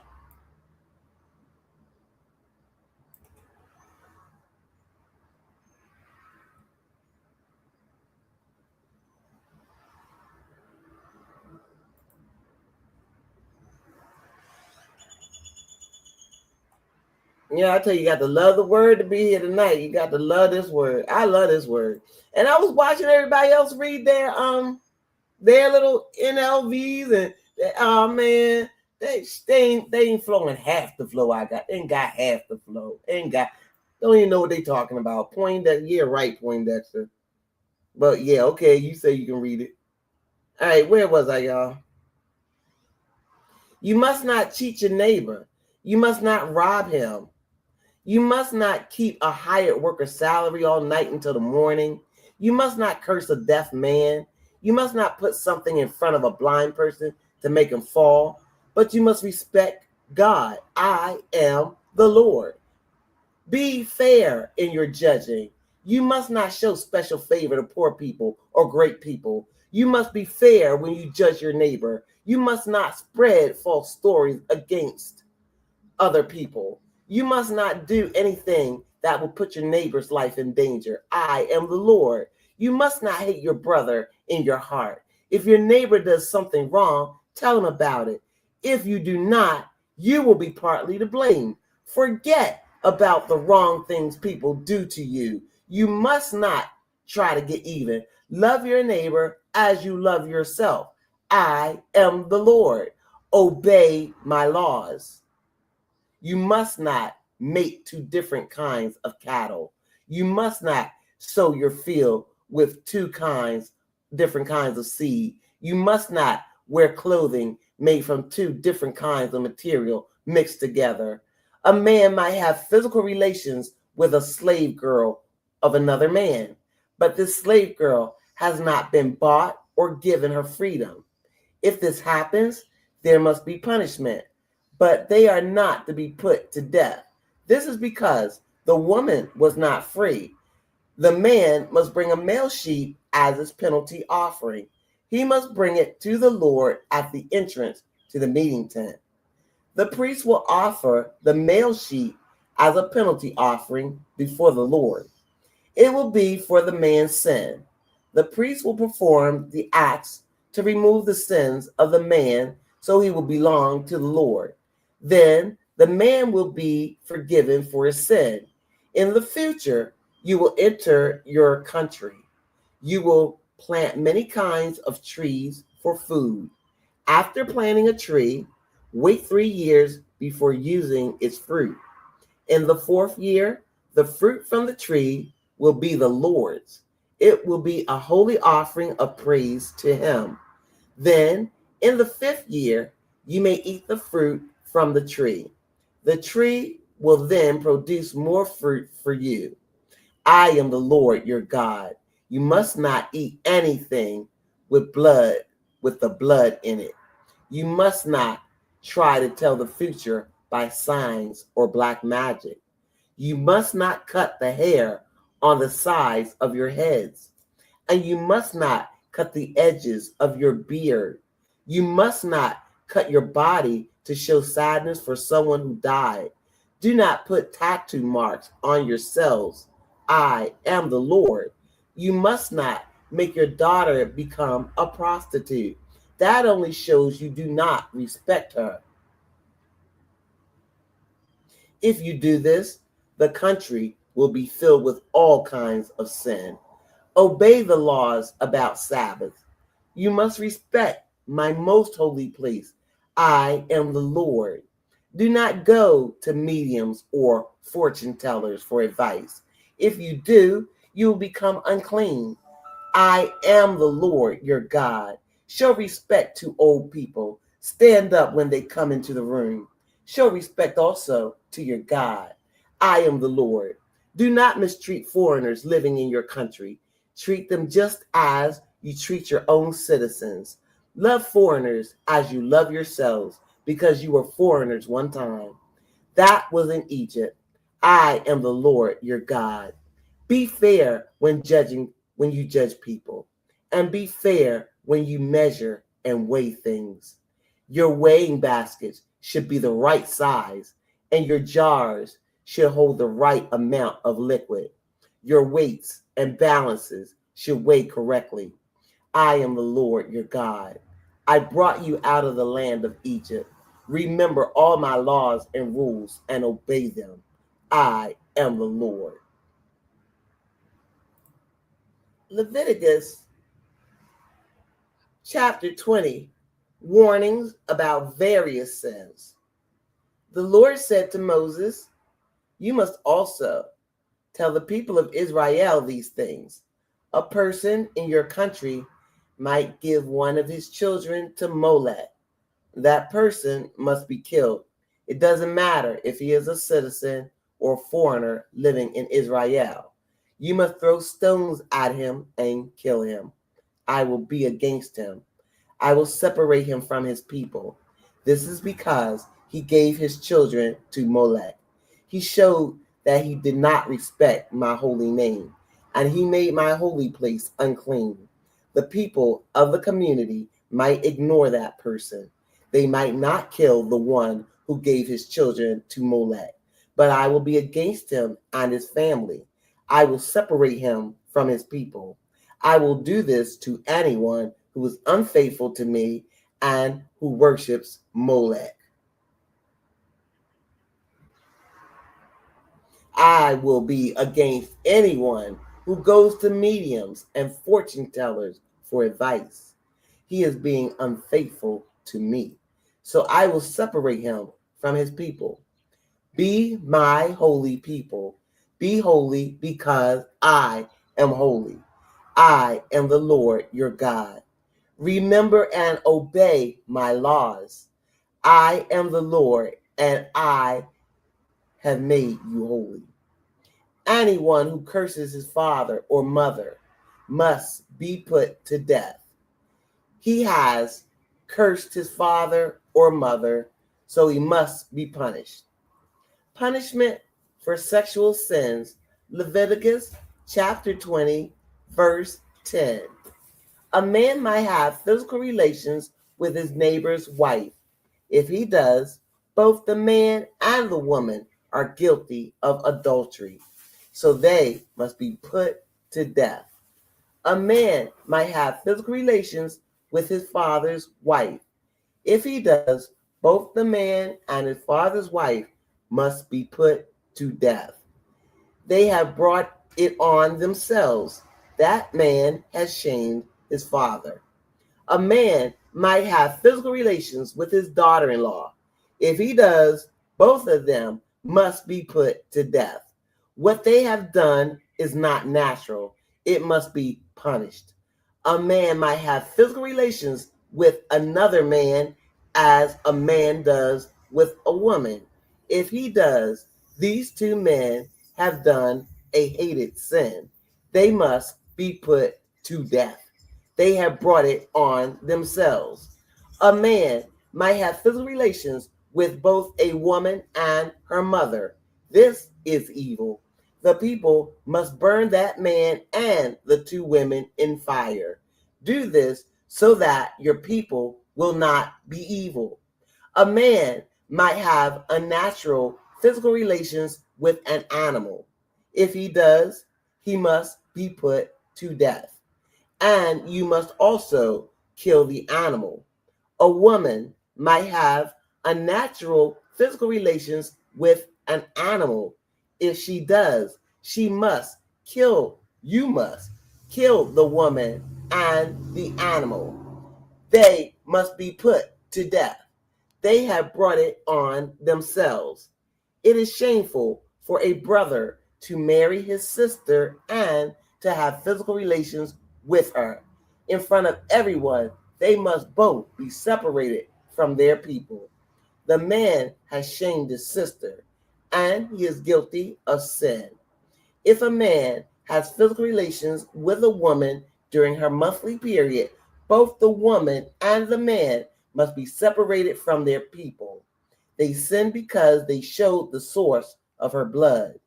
Do not have physical relations with your mother's sister or your father's sister. That would shame a close relative. Both of you are guilty of this sin. A man must not have physical relations with his uncle's wife. That would shame his uncle. That man and his uncle's wife would die without children. They are guilty of sin. It is unclean for a man to marry his brother's wife. That man has shamed his brother. They would have no children. Remember all my laws and rules and obey them. I am leading you to your own land. If you obey my laws and rules, that land will not throw you out. I am forcing the people who live there out of that country ahead of you. Because they did all these sins, I have hated them. Do not live the way those people lived. I have told you that you will give their I have told you that you will get their land. I will give it to you as your very own. It is a land where much food grows. I am the Lord your God. I have set you apart from other people and made you my own. So you must treat clean animals and birds differently from unclean animals.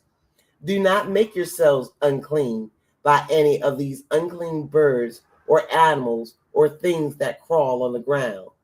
I have made them unclean for you. I have set you apart from other people. So you must be holy to me. This is because I am the Lord and I am holy. A man or woman who is a medium or a fortune teller must be put to death. You must kill them with stones. They have brought it on themselves. So I want to talk about Paula White.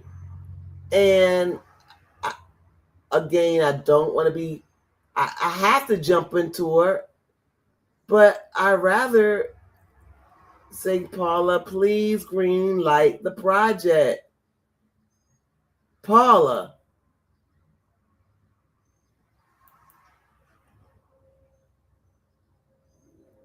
you come too far. You come too far, Paula. You can't take it with you. The 70s, they said, help us get our studios, get cameras all across the world, help spread the gospel. People gave, we helped, we built. Our God is not going to let us go without our return on investment. He's not going to let us sit there and just watch him bless you guys. And see, I'm being very nice, and I don't, and God told me when I talk about people, he told me to be mean. And it's the devil who wants y'all to be all eloquent and respectful towards these demons. If we would call Paula these terrible names and joker face, she wouldn't do half the stuff that she does. And now to talk her and Trump down, now you got to play games with them. And they have the power. These are the people who have the power. He's the apprentice man. He's so close that Satan is jumping up and down, giving him all kinds of distractions before Trump figures out that if he does the won't he do it study and attach his name to that, that he's going to go super any. Okay, let me go back to Paula. So Paula, what you do now, Paula, since Paula is a mega church preacher, let's just say I know she's in Florida, but let's just say for my purposes she's in Baltimore. So she's mega preaching in Baltimore, and she says, I am Paula White. God has blessed me with hundreds of millions of tax-free dollars. Let me go to the Baltimore church pastors, the community church pastors, and tell them, hey, pastors, next time we do offering, instead of offering, how about we put your name on it? And these envelopes are investments. They are investments into the community. The community, Baltimore, 2026, we are being poisoned by the air, the water, and now even our toxic behavior is making us sick. Certainly, this behavior in this number one shithole state that I'm in, Oklahoma, is making me sick. And so, but I'm still in my fantasy comfort space of Baltimore. So she gets the churches in the community to tell the people in the community, okay, so you invest and we're going to build, and we're going to build a park, and this park is going to be fun. And I'm going to tell y'all now what before Octavia died, I told y'all, because of Paula White, I can tell you how our park is a church. Respectfully, and praise to Almighty God for everyone that did the work and made these things be these ways. The fact that, see, my park is going to have a stage. My park is going to have a stage because we got to do talent shows, fashion shows. Definitely got to have soapboxes. But on Sundays or at appointed times, maybe the first of the month, this is a whole secular business until we have a must reverence Almighty God. So that's why I said it's a free will, and a love offering gift from God to man. So you're in the community and you're Paula White. Again, you've gone out to the small pastors and you say, pastors, this is what we're investing on. This is what we're looking at. And we're going to build this park. And they're going to meet these metrics. We're going to charge and everyone's getting paid back. That is the absolute goal. And we're doing it because we're in a position to be more like Jesus. People are as benevolent as they are able to be. It's easy to share bread if you have bread to share. It's not easiest to share bread if you're on your last slice. I pray the Holy Spirit helps to tie in those plans, because right now I have been without water from Saturday morning to yesterday evening. And the way I was talked to and treated, I'm going to say thank you, Father God, for the opportunity to read this word on the World Wide Web and let it flow. Leviticus 21, how priests must behave. The Lord said to Moses, tell these things to Aaron's sons, the priests. A priest must not make himself unclean by touching a dead person. But if the dead person was one of his close relatives, he may touch him. The priest may make himself unclean if the dead person is his mother or father, or son or daughter, brother or unmarried sister. This sister is close to him because she has no husband. So the priest may make himself unclean for her if she dies. But a priest must not make himself unclean if the dead person was only related to him by marriage. Priests must not shave their heads. They must not shave off the edges of their beards. They must not cut their bodies. Priests must be holy to their God. They must show respect for God's name. This is because they present the offerings made by fire to the Lord. This is the food of their God, so they must be holy. A priest serves God in a special way, so he must not marry an unclean prostitute or a divorced woman. Treat the priest in a special way. Think of him as holy. This is because he offers up the food of your God. I am the Lord. I make you holy, and I am holy. If a priest's daughter makes herself unclean by becoming a prostitute, she shames her father. She must be burned with fire. The high priest was chosen from among his brothers. The special olive oil used in appointing people and things to the service of the Lord was poured on his head. He was appointed to wear the priestly clothes, so he must not do things to show his sadness in public. He must not let his hair go uncombed. He must not tear his clothes. He must not go into a house where there is a dead body. He must not make himself unclean, even if it is his own father or mother.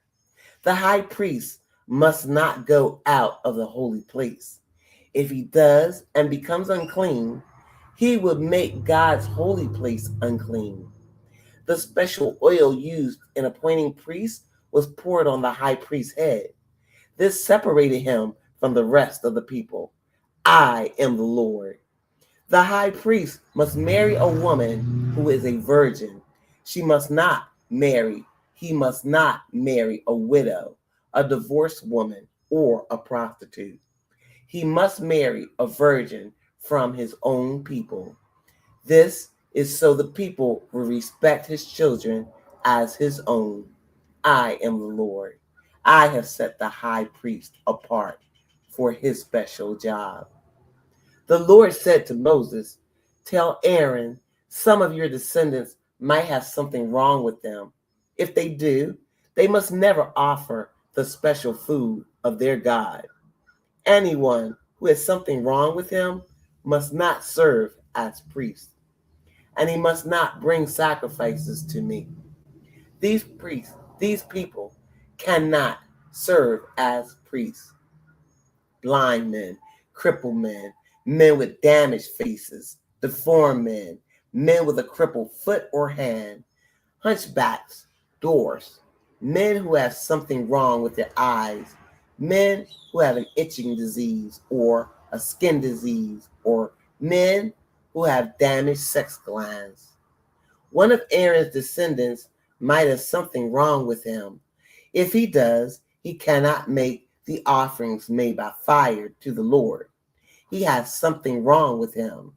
He cannot offer the food of his God, but he is from the family of priests, so he may eat the most holy food.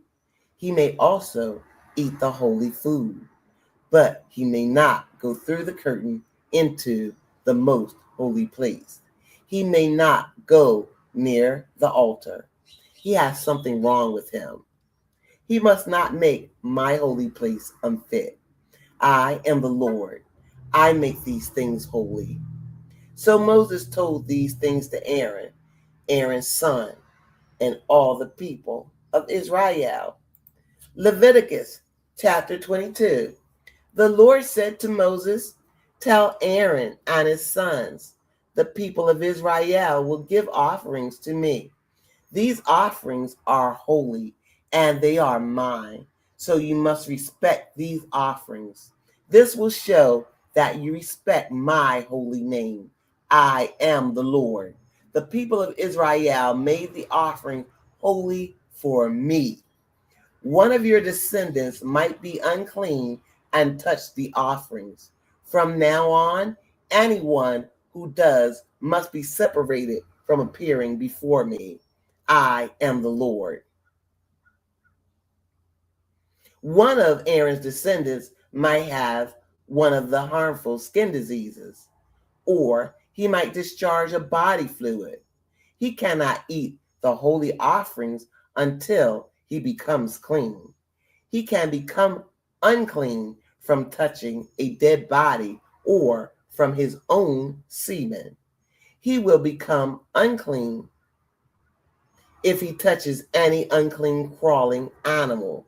He will become unclean if he touches an unclean person. It doesn't matter what made him unclean. Anyone who touches those things will become unclean until evening. That person must not eat the holy offerings. But if he washes with water, he may eat the holy offerings. He will be clean only after the sun goes down. Then he may eat the holy offerings. The offerings are his food. A priest might find an animal that died by itself, or he might find one that was killed by some other animal. He must not eat that dead animal. If he eats it, he will become unclean. I am the Lord.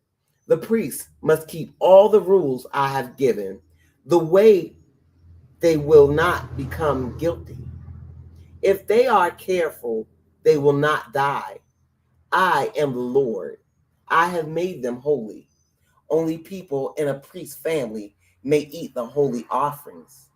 A visitor staying with the priest must not eat it. A hired worker must not eat it. But the priest might buy a slave with his own money. If he does, that slave may eat the holy offerings. Slaves who were born into the priest, slaves who were born in the priest's house may also eat the priest's food. A priest's daughter might marry a person who is not a priest. If she does, she must not eat any of the holy offerings. The husband of a priest's daughter might die, or the daughter might become divorced. She might not have children to support her. so she might go back to her father's house where she lived as a child.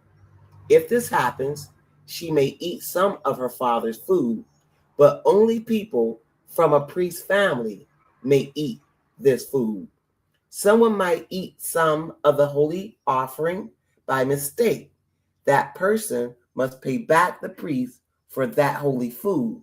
He must also pay the priest another 1/5 of the price of that food.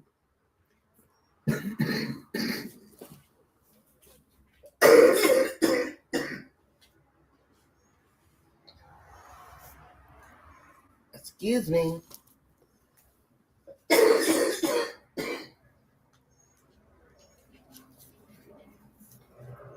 Leviticus chapter 22, verse 15. The people of Israel will give offerings to the Lord. These gifts will become holy. So the priest must not treat these holy things as though they were not holy. The priest might allow someone who is not a priest to eat the holy offerings. If they do, they are treating those offerings as though they were not holy. The person who eats will become guilty. He will have to pay for it. I am the Lord. I make them holy. The Lord said to Moses, "Tell Aaron and his sons and all the people of Israel, a citizen of Israel or a foreigner living in Israel might want to bring a whole burnt offering. It might be for some special promise he has made, or it might be a special gift he wanted to give the Lord. If he does, he must bring a male animal. It must have nothing wrong with it. The gift might be a bull, a sheep, or a goat. This is so it might be accepted for him. He must not bring an animal that is something wrong with it. It will not be accepted for him. Someone might bring a fellowship offering to the Lord. That offering might be payment for a special promise the person made, or it might be a special gift the person wanted to give the Lord. It might be a bull or sheep, but it must be healthy. There must be nothing wrong with it. This is so it might be accepted for him. You must not offer to the Lord any animal that is blind. It must not have broken bones or be crippled. It must not have running sores or any sort of skin disease. You must not offer any animals like these on the altar. They cannot be used as an offering by fire to the Lord. Sometimes a bull or lamb is smaller than normal, or it may not be perfectly formed. If someone wants to give that animal as a special gift to the Lord, it will be accepted, but it will not be accepted as a payment for a special promise the person made. An animal might have bruised, crushed, torn, or cut sex glands. If it does, you must not offer that animal to the Lord in your own land. You must not take such animals from foreigners as sacrifices to the Lord. This is because the animals have been hurt in some way. They have something wrong with them. They will not be accepted for you. The Lord said to Moses, when an ox, a sheep, or a goat is born, it must stay 7 days with its mother. But from the 8th day on, this animal will be accepted as a sacrifice. It may be offered by fire to the Lord, but you must not kill the animal and its mother on the same day. This rule is the same for an ox or a sheep. You might want to offer some special offering of thanks to the Lord, but you must do it in a way that pleases the Lord. You must eat the whole animal that same day. You must not leave any of the meat for the next morning. I am the Lord. Remember my commands and obey them. I am the Lord. Show respect for my holy name. You Israelites must remember that I am holy. I am the Lord. I have made you holy. I brought you out of Egypt. I became your God. I am the Lord. Praise God. I got the feeling this foolishness in the pulpit about the Leviticus 23, special holidays. The Lord said to Moses, tell the people of Israel, you will announce the Lord's appointed feasts as holy meetings. These are my special feasts, the Sabbath. Leviticus chapter 23, verse 3. There are 6 days for you to work, but the seventh day will be a special day of rest. It is a day for a holy meeting. You must not do any work. It is a Sabbath to the Lord in all your homes. The Passover and unleavened bread, Leviticus chapter 23, verse 4. These are the Lord's appointed feasts. You will announce the holy meetings at the time set for them. The Lord's Passover is on the 14th day of the first month. It begins at twilight. The Feast of Unleavened Bread begins on the 15th day of the same month. You will eat bread made without yeast for 7 days. On the first day of this feast, you will have a holy meeting. On that day, you must not do any work.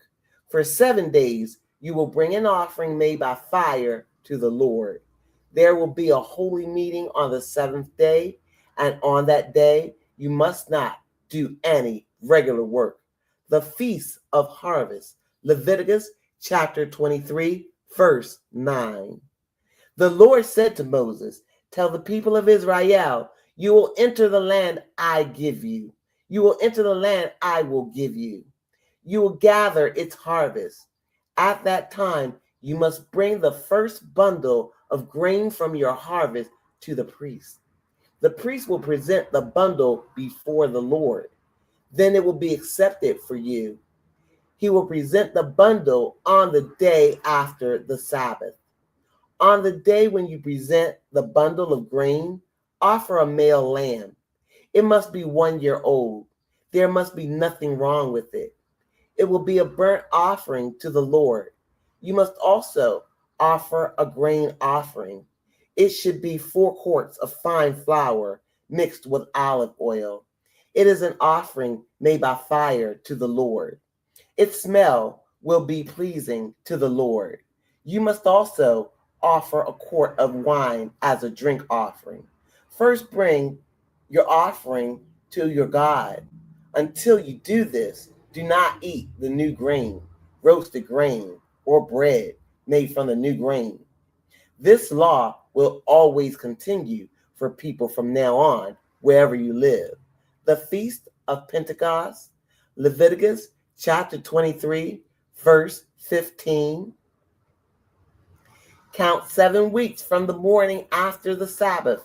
This is the Sabbath that you bring the bundle of grain to present as an offering.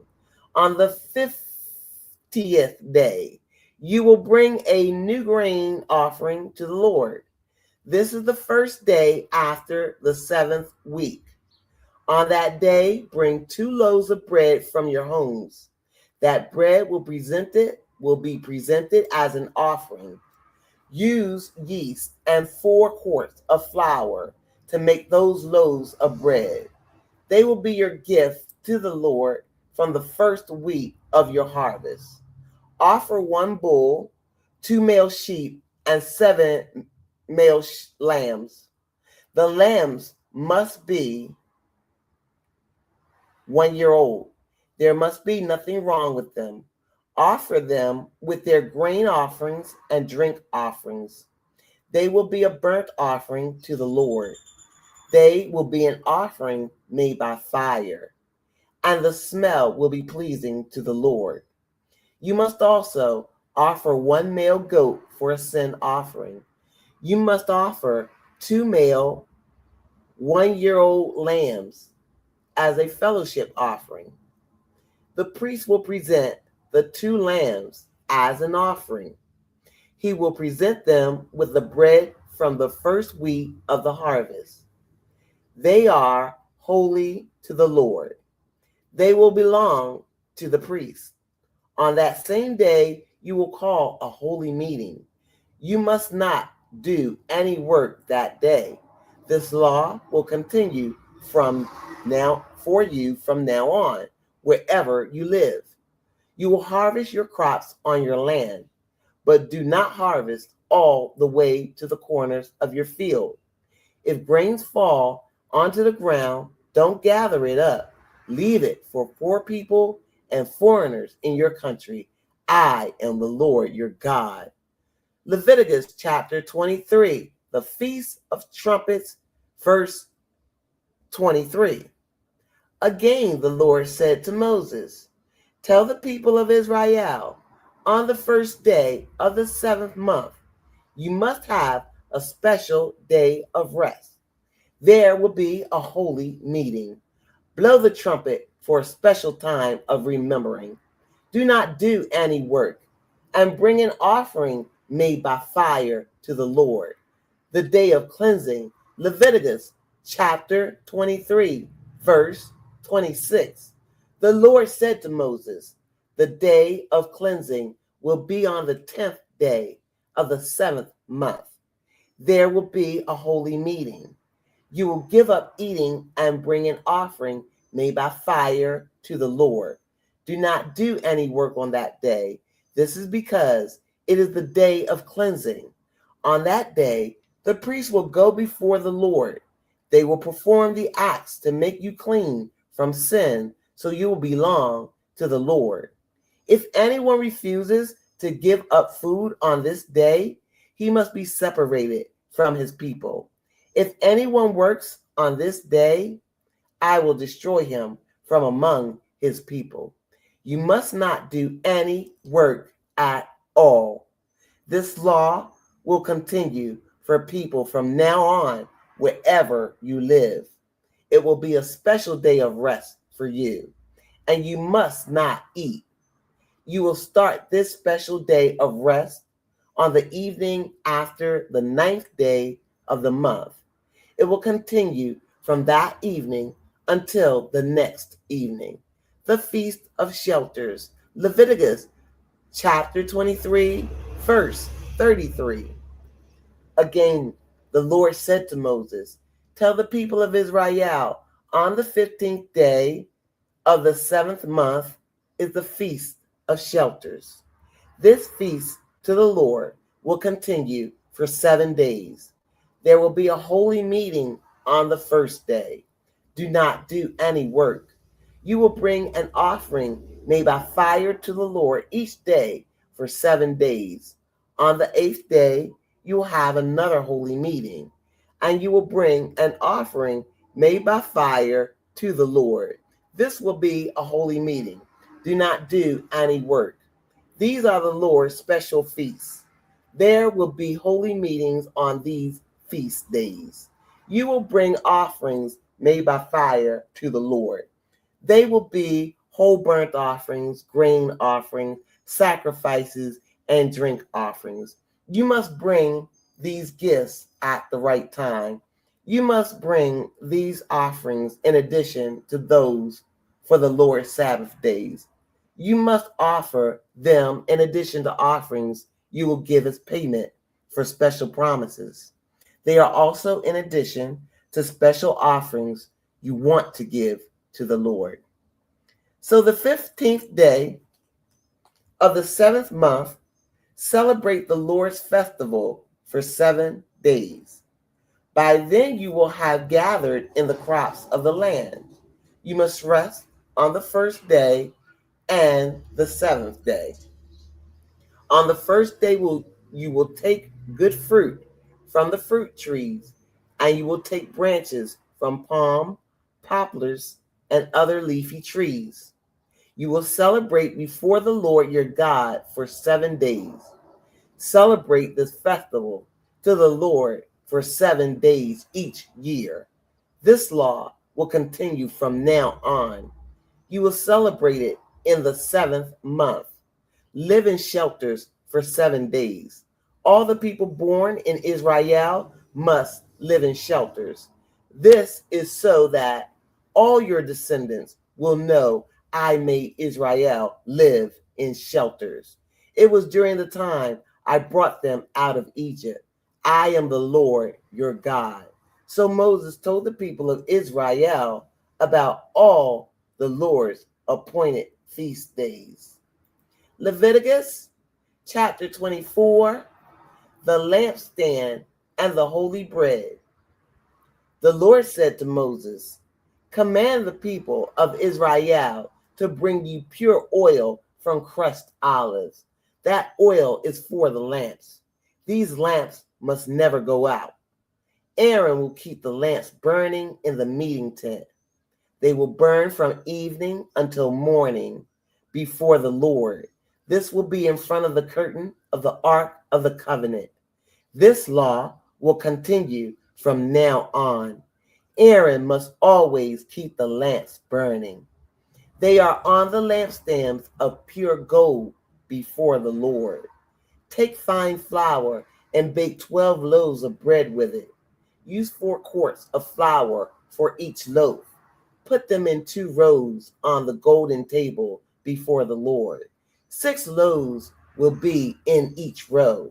Put pure incense on each row. This is the memorial portion to take the place of the bread. It is an offering made by fire to the Lord. Every Sabbath day, Aaron will put the bread in order before the Lord. This agreement with the people of Israel will continue forever. That bread will belong to Aaron and his sons. They will eat it in a holy place. This is because it is a most holy part of the offerings made by fire to the Lord. That bread is their share forever. The man who cursed God. Leviticus chapter 24, verse 10. Now there was a son of an Israelite woman and an Egyptian father. The son was walking among the Israelites, and a fight broke out in the camp between him and an Israelite. The son of the Israelite woman began cursing and speaking against the Lord. So the people took him to Moses. The mother's name was Shelomi. She was the daughter of Debrai from the family of Dan. The people held him as a prisoner. They waited for the Lord's command to be made clear to them.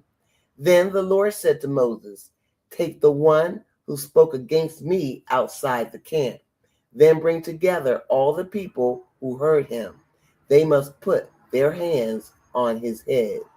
Then all the people must throw stones at him and kill him. Tell the people of Israel this: if anyone curses his God, he is guilty of sin. Anyone who speaks against the Lord must be put to death. All the people must kill him by throwing stones at him. Foreigners must be punished just like the person born in Israel. If someone speaks against the Lord, he must be put to death. If someone kills another person, he must be put to death. Someone might kill an animal that belongs to another person.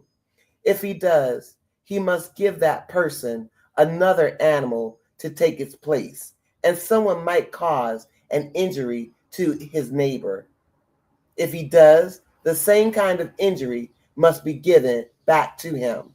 A broken bone must be paid for a broken bone, an eye for an eye, and a tooth for a tooth. In the same way, someone injures another person, he must be injured in return. So anyone who kills another person's animal must give that person another animal to take its place. But the person who kills another person must be put to death. The law will be the same for the foreigner as for those from your own country. I am the Lord your God. Then Moses spoke to the people of Israel, and they took the person who had cursed outside the camp. Then they killed him with stones. So the people of Israel did as the Lord had commanded Moses. Leviticus chapter 25, the time of rest for the land. The Lord spoke to Moses at Mount Sinai. He said, tell the people of Israel this: I will give you land. When you enter it, let it have a special time of rest. This will be to honor the Lord. You may plant seed in your field for 6 years.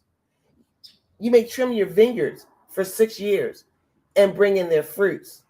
But during the 7th year, you must let the land rest. This will be a special time to honor the Lord. You must not plant sleep. You must not plant seed in your field or trim your vineyards. You must not cut the crops that grow by themselves after harvest. You must not gather the grapes from your vines that are not trimmed. The land will have a year of rest. You may eat whatever the land produces during that year of rest. It will be food for your men and women servants. It will be food for your hired workers and the foreigners living in your country. It will always be food for your cattle and the wild animals of your land. Whatever the land produces may be eaten. The year of Jubilee, Leviticus chapter 25, verse 8. Count off 7 groups of 7 years. This will be 49 years. During that time, there will be 7 years of rest for the land. On the day of cleansing, you must blow the horn of a male sheep. This will be on the 10th day of the 7th month. You must blow the horn through the whole country. Make the 50th year a special year. Announce freedom for all the people living in your country. This time will be called Jubilee. Each of you will go back to his own property, and each of you will go back to his own family and family group. The 50th year will be a special time for you to celebrate. Don't plant seeds. Don't harvest the crops that grow by themselves. Don't gather grapes from the vines that are not trimmed. That year is Jubilee. It will be a holy time for you. You may eat the crops that come from the field. In the year of Jubilee, each person will go back to his own property. Don't cheat your neighbor when you sell your land to him, and don't let him cheat you when you buy land from him. You might want to buy your neighbor's land. If you do, count the number of years since the last Jubilee. Use that number to decide the right price. If he sells the land to you, count the number of years left for harvesting crops. Use that number to decide the right price. If there are many years, the price will be high. If there are only a few years, lower the price. This is because your neighbor is really selling only a few crops to you. Excuse me.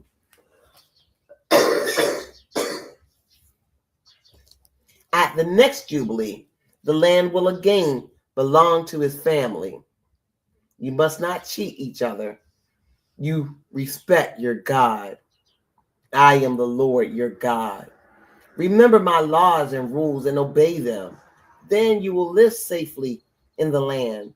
The land will give good crops to you. You will eat as much as you want, and you will live safely in the land. But you might ask, if we don't plant seeds or gather crops, what will we eat the 7th year? Don't worry. I'll send you a great blessing during the 6th year. That year, the land will produce enough crops for 3 years. When you plant in the 8th year, you will still be eating from the old crop. You will eat the old crop until the harvest of the 9th year. Property laws, Leviticus chapter 25, verse 23. The land really belongs to me, so you can't sell it forever. You are only foreigners and travelers living for a time on my land. People might sell their land, but the family will always get its land back. A person in your country might become very poor. He might be so poor that he must sell his land. So his close relatives must come and buy it back for him. A person might not have a close relative to buy back his land for him, but he might get enough money to buy it back himself. He must count the years since the land was sold. He must use that number to decide how much to pay for the land. Then he may buy it back, and the land will be his again. But he may not find enough money to buy it back for himself. Then the one who bought it will keep it until the year of Jubilee. But during that celebration, the land will go back to the first owner's family. Someone may sell a home in a walled city, but for a full year after he sold it, he has the right to buy it back. But the owner might not buy back the house before a full year is over. If he doesn't, the house in the walled city will belong to the one who bought it. It will belong to his future sons. The house will not go back to the first owner at Jubilee. But houses in small towns without walls are like open country. They can be bought back, and they must be returned to their first owner at Jubilee. The Levites may always buy back their houses. This is true in the cities which belong to them. Someone might buy a house from a Levite, but that house in the Levite city will again belong to the Levites in the Jubilee. This is because houses in Levite cities belong to the people of Levi. The people of Israel gave these cities to the Levites. Also, the fields and pastures around the Levite cities cannot be sold. Those fields belong to the Levites forever. Rules for slave owners. Leviticus chapter 25, verse 35. Someone from your country might become too poor to support himself. Help him to live among you as you would a stranger or foreigner. Do not charge him any interest on money you loan to him. Respect your God and let the poor man live among you. Don't lend him money for interest. Don't try to make a profit from the food he buys. I am the Lord your God. I brought you out of the land of Egypt. I did it to give the land of Canaan to you and to become your God. Someone from your country might become very poor. He might even sell himself as a slave to you. If he does, you must not make him work like a slave. He will be like a hired worker, and he will be like a visitor with you until the year of Jubilee. Then he may leave you. He may take his children and go back to his family and the land of his ancestors. This is because the Israelites are my servants. I brought them out of slavery in Egypt. They must not become slaves again. You must not rule this person cruelly. You must respect your God. You may buy men and women slaves from other nations around you. Also, you may buy children as slaves. These children must come from the families of foreigners living in your land. These child slaves will belong to you. You may even pass these foreign slaves on to your children after you die. You can make them slaves for forever, but you must not rule cruelly over your own brothers, the Israelites. A foreigner or visitor among you might become rich, and someone in your country might become poor. The poor man might sell himself as a slave to a foreigner living among you, or he might sell himself to a member of a foreigner's family. The poor man has the right to be bought back and become free. One of his relatives may buy him back. His uncle or his uncle's son may buy him back. One of his close relatives may buy him back. Or if he gets enough money, he may pay the money himself. Then he will be free again. How do you decide the price? You must count the years from the time he sold himself to the foreigner and count up to the next year of Jubilee. Use that number to decide the price. This is because the person really only hired himself out for a certain number of years. There might still be many years before the year of Jubilee. If so, the person must pay back a large part of the price. There might only be a few years left until Jubilee. If so, the person must pay a small part of the first price. But he will live like a hired man with the foreigner every year. Don't let the foreigner rule cruelly over him. That person will become free even if no one buys him back. At the year of Jubilee, he and his children will become free. This is because the people of Israel are my servants. I brought them out of slavery in Egypt. I am the Lord your God. All righty, let's get back to the book. Let's see, do I have any more credentials to show you? I kind of do. I had my paper right here. I'll give you that one. I don't know if you can see it. But anyway, that's me passing the latest of background exams to teach in school, except that one's on a national level, not just the local background. I get the whole deal. And so chapter 1, okay, I got my introduction, and y'all know me, still same OG, but I be low key. Chapter 1, let's clear the air. We kind of did that, kind of funked it up. We kind of clear, the proposal. Why I'm proposing? Get money, stomp the devil's head, get it normalized, doing things the right way, a godly way. Stop all this scamming. Chapter 3, the human element and public market date. Yeah, the value in meeting up with a purpose for a purpose and showing this evil, sadistic, demonic, white supremacist system that we don't need them over controlling us.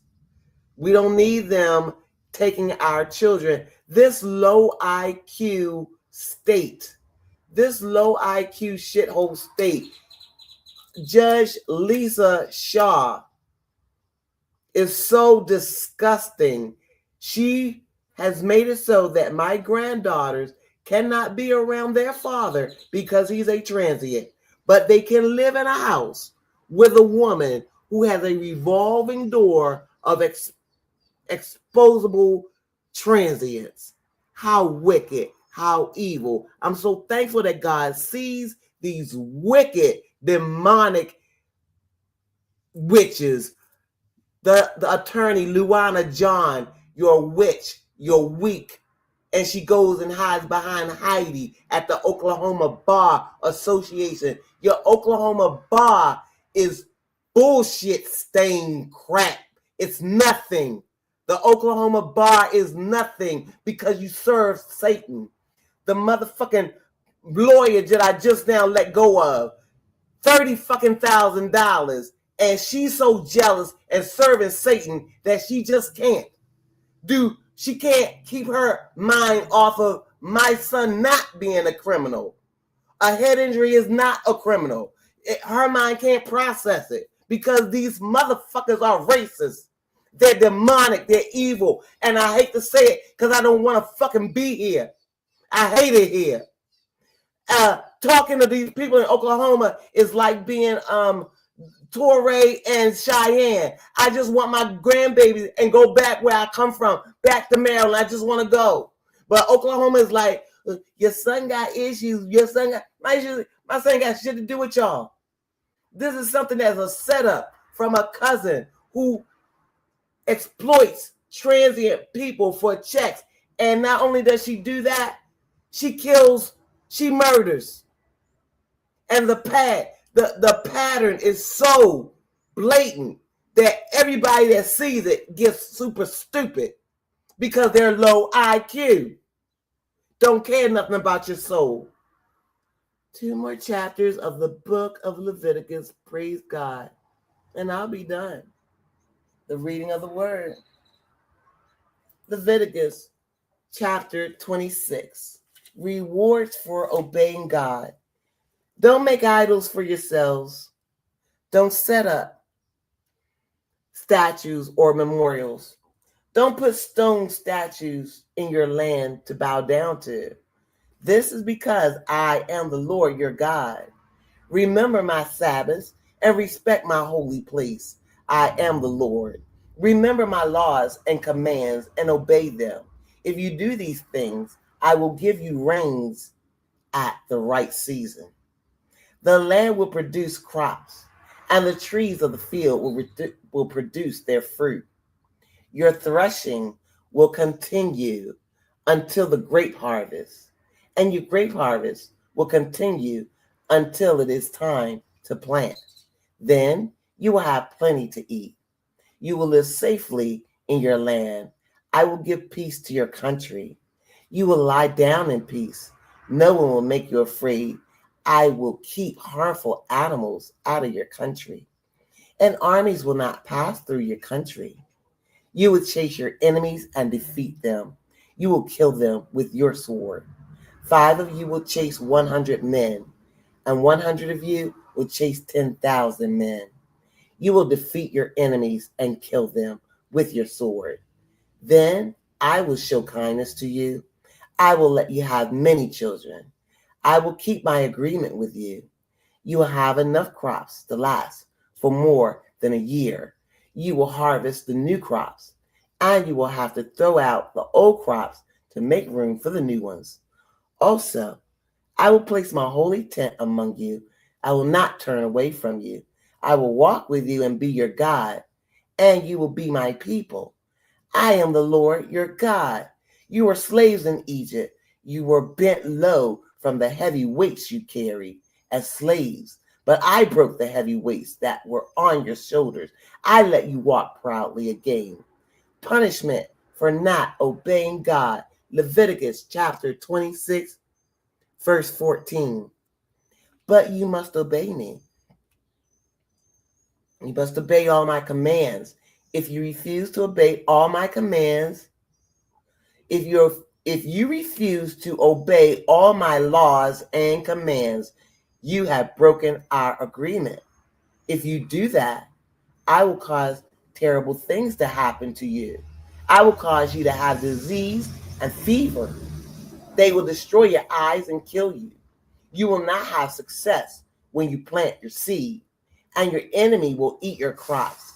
I will be against you, and your enemies will defeat you.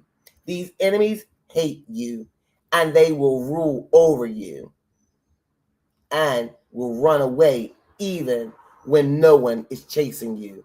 If you still do not obey me, I will punish you 7 times before your sins. And I will also break the great cities that make you proud. The skies will not give rain. The earth will not produce crops. You will work hard, but it will not help. Your land will not grow any crops. Your trees will not give their fruit. If you still turn against me and refuse to obey me, I will beat you 7 times harder. The more you sin, the more you'll be punished. I will send wild animals to attack you. They will take your children away from you. They will destroy your cattle. They will make you so few in number, the roads will be empty. If you don't learn your lesson after all these things, and if you still turn against me, I will also turn against you. I will punish you 7 more times for your sins. You broke my agreement, and I will punish you. I will bring armies against you. You will go into your cities for safety, but I will cause diseases to spread among you. Then your enemy will defeat you. There will be very little bread to eat. 10 women will be able to cook all your bread in one oven. Then they will measure each piece of bread. You will eat, but you will still be hungry. If you still refuse to listen to me, and if you still turn against me, I will really show my anger. I will punish you 7 more times for your sins. You will eat the bodies of your sons and daughters. I will destroy your places where false gods are worshipped. I will cut down your incense altars. I will pile your dead bodies on the lifeless forms of your idols. I will hate you. I will destroy your cities. I will make your holy places empty. I will not smell the pleasing smell of your offerings. I will make the land empty. Your enemies who come to live in it will be shocked at it. I will scatter you among the nations. I will pull out my sword and destroy you. Your land will become empty. Your cities will become waste. You will be taken to your enemy's country, so your land will finally get its rest. It will enjoy its time of rest all the time it lies empty. During the time the land is empty, it will rest. It will have the rest you should have given it while you lived in it. Those who are left alive will lose their courage in the land of their enemies. They will be frightened of everything. They'll be frightened by even the sound of a leaf being blown by the wind. They will run as if someone were chasing them with a sword. They will fall even when no one is chasing them. They will run as if someone were chasing them with a sword. They will fall over each other even though no one is chasing them. You will not be strong enough to stand up against your enemies. You will die among your nations. You will die among other nations. You will disappear in your enemies' countries. So those who are left alive will rot away in their enemies' countries. They will rot away because of their sins and their ancestors' sins. Leviticus chapter 26, verse 40. There is always hope.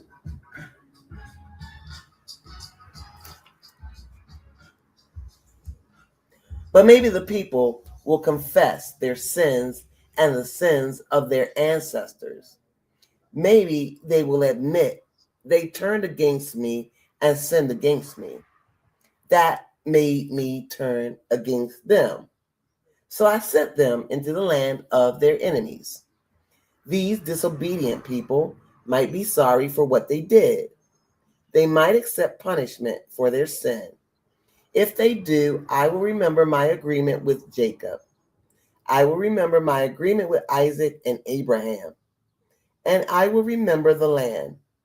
The land will be empty. It will enjoy its time of rest. Then those who are left alive will accept the punishment for their sins. They will learn that they were punished because they hated my laws and they refused to obey my rules. They truly sinned. But if they come to me for help, I will not turn away from them. I will listen to them even in the land of their enemies. I will not completely destroy them. I will not break my agreement with them. This is because I am the Lord, their God. For their good, I will remember the agreement with their ancestors. I brought their ancestors out of the land of Egypt. I did it so I could become their God. The other nations saw these things. I am the Lord. These are the laws, rules, and teachings the Lord gave the people of Israel. He gave these laws to the Israelites through Moses. This was at Mount Sinai. Last chapter, Leviticus 27. Promises are important. The Lord said to Moses, tell the people of Israel, someone might make a special promise to the Lord. He might promise to give himself or another person as a servant to the Lord. That person will then begin to serve the Lord in a special way. The priest must set a certain price for that person.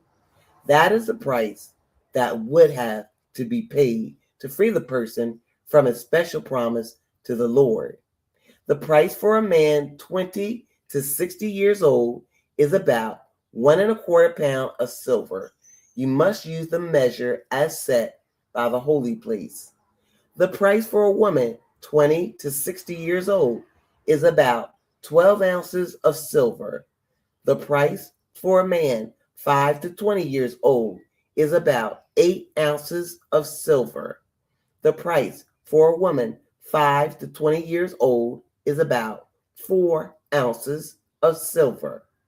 The price for a baby boy 1 month to 5 years old is about 2 ounces of silver.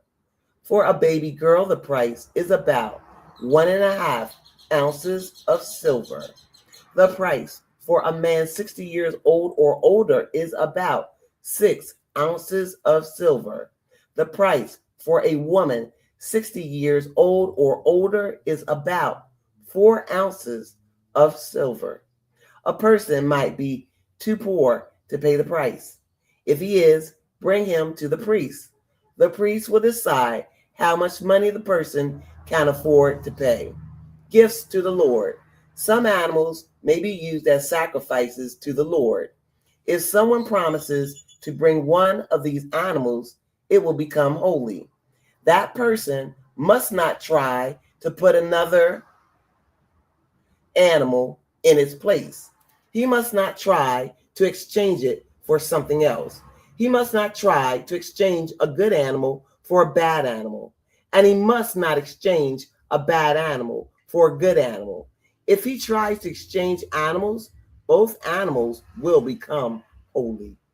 Unclean animals cannot be offered as sacrifices to the Lord. Someone might bring one of them to the Lord. If he does, the animal must be brought to the priest. The priest will decide a price for the animal. The price will be according to whether the animal is good or bad. If the priest decides a price, that is the price for the animal. If the person wants to buy back the animal, he must add an additional 1/5 to the price. Value of a house. Leviticus chapter 27, verse 14. A person might give his house as holy to the Lord. If he does, the priest must decide its value. The price will be according to whether the house is good or bad. If the priest decides a price, that is the price for the house. But the person who gives the house might want to buy it back. If he does, he must add an additional 1/5 to the price. Then the house will belong to him again. Value of land. Leviticus chapter 27, verse 16. A person might give part of his fields to the Lord. The value of those fields will depend on how much seed is needed to plant them. It will cost about 1 1/4 pounds of silver for each 6 bushels of barley seed needed. The person might give his field at the year of Jubilee. Then its value will be what the priest decides. But he might give his field after the Jubilee. If he does, the priest must decide the exact price. He must count the number of years to the next year of Jubilee. Then he will use that number to decide the exact price. The person who gave the field might want to buy it back. If he does, he must add 1/5 to that price. Then the field will belong to him again. If he does not buy back the field, it will always belong to the priest. If it is sold to someone else, the first person cannot buy it back. But the person might not buy back the land. If he doesn't at the year of Jubilee, it will remain holy to the Lord. It will belong to the priest forever. It will become the property of the priest. Someone may give a field he has bought to the Lord, but it may not be a part of his family land. If he gives a field, the priest must count the years to the next Jubilee. He must decide the price for the land. Then that land will belong to the Lord. At the year of Jubilee, the land will go back to its first owner. It will go back to the family who sold the land. You must use the measure as set by the holy place in paying these prices. It weighs 2/5 of an ounce. The values of animals. Leviticus chapter 27, verse 26. People may give cattle and sheep to the Lord, but if an animal is the first one born to its parent, it already belongs to the Lord. So people may not give these animals again. If the animal is unclean, the person must buy it back. The priest will decide the price of the animal, and the person must add 1/5 to the price. If he does not buy it back, the priest must sell it. He will sell it for the price he had decided. There is a special kind of gift that people give to the Lord. It may be a person, animal, or field from the family property. That gift cannot be bought back or sold. It is most holy to the Lord. If a person is given for the purpose of being destroyed, he cannot be bought back. He must be put to death. 1/10 of all crops belong to the Lord. This includes the crops from the fields and the fruit from the trees. That 1/10 belongs to the Lord. A person might want to get back his 10th. If he does, he must add 1/5 to his price and buy it back. The priest will take every 10th animal from a person's cattle or sheep. It will belong to the Lord. The owner should not pick out the good animals from the bad. He should not exchange one animal from another. If he does exchange it, both animals will become holy. They cannot be bought back. These are the commands the Lord commanded at Mount Sinai. They are for the people of Israel. Thank and praise Almighty God. And everyone, have a great evening. Thank you for hanging in with me. Y'all saw how the devil was messing with my y'all saw him messing with the thing. All right, so we're gonna come back on Numbers tomorrow, and I'm gonna say this to white people. You guys, when I say white supremacy, y'all know I'm talking about the system, and Uncle Ruckus and Uncle Toms, the Asian and the Native American Uncle Toms, those are white supremacists also. So y'all are awesome, and at the same time, because of the numbers, y'all are all of those things because there's so many of you guys. But use your powers for good is what I'm saying. I can't believe these depraved white supremacists would do my granddaughters the way they are doing, but they are drunk off of Satan's ways. They love the ways of Satan. And I know that by how they've been treating me the past 6 years. Like I'm just someone that they just have to war with. And by warring with me, they throwing my children into the street to show me how disrespectful. But I serve a God. And I want to thank and praise Almighty God. Thank you, Lord Jesus. This internet is so real. And Oklahoma, #1 shithole state, bottom 15 public ranking, and I'm from Maryland. Top 15 public ranking school system. I know the God I serve will be all right.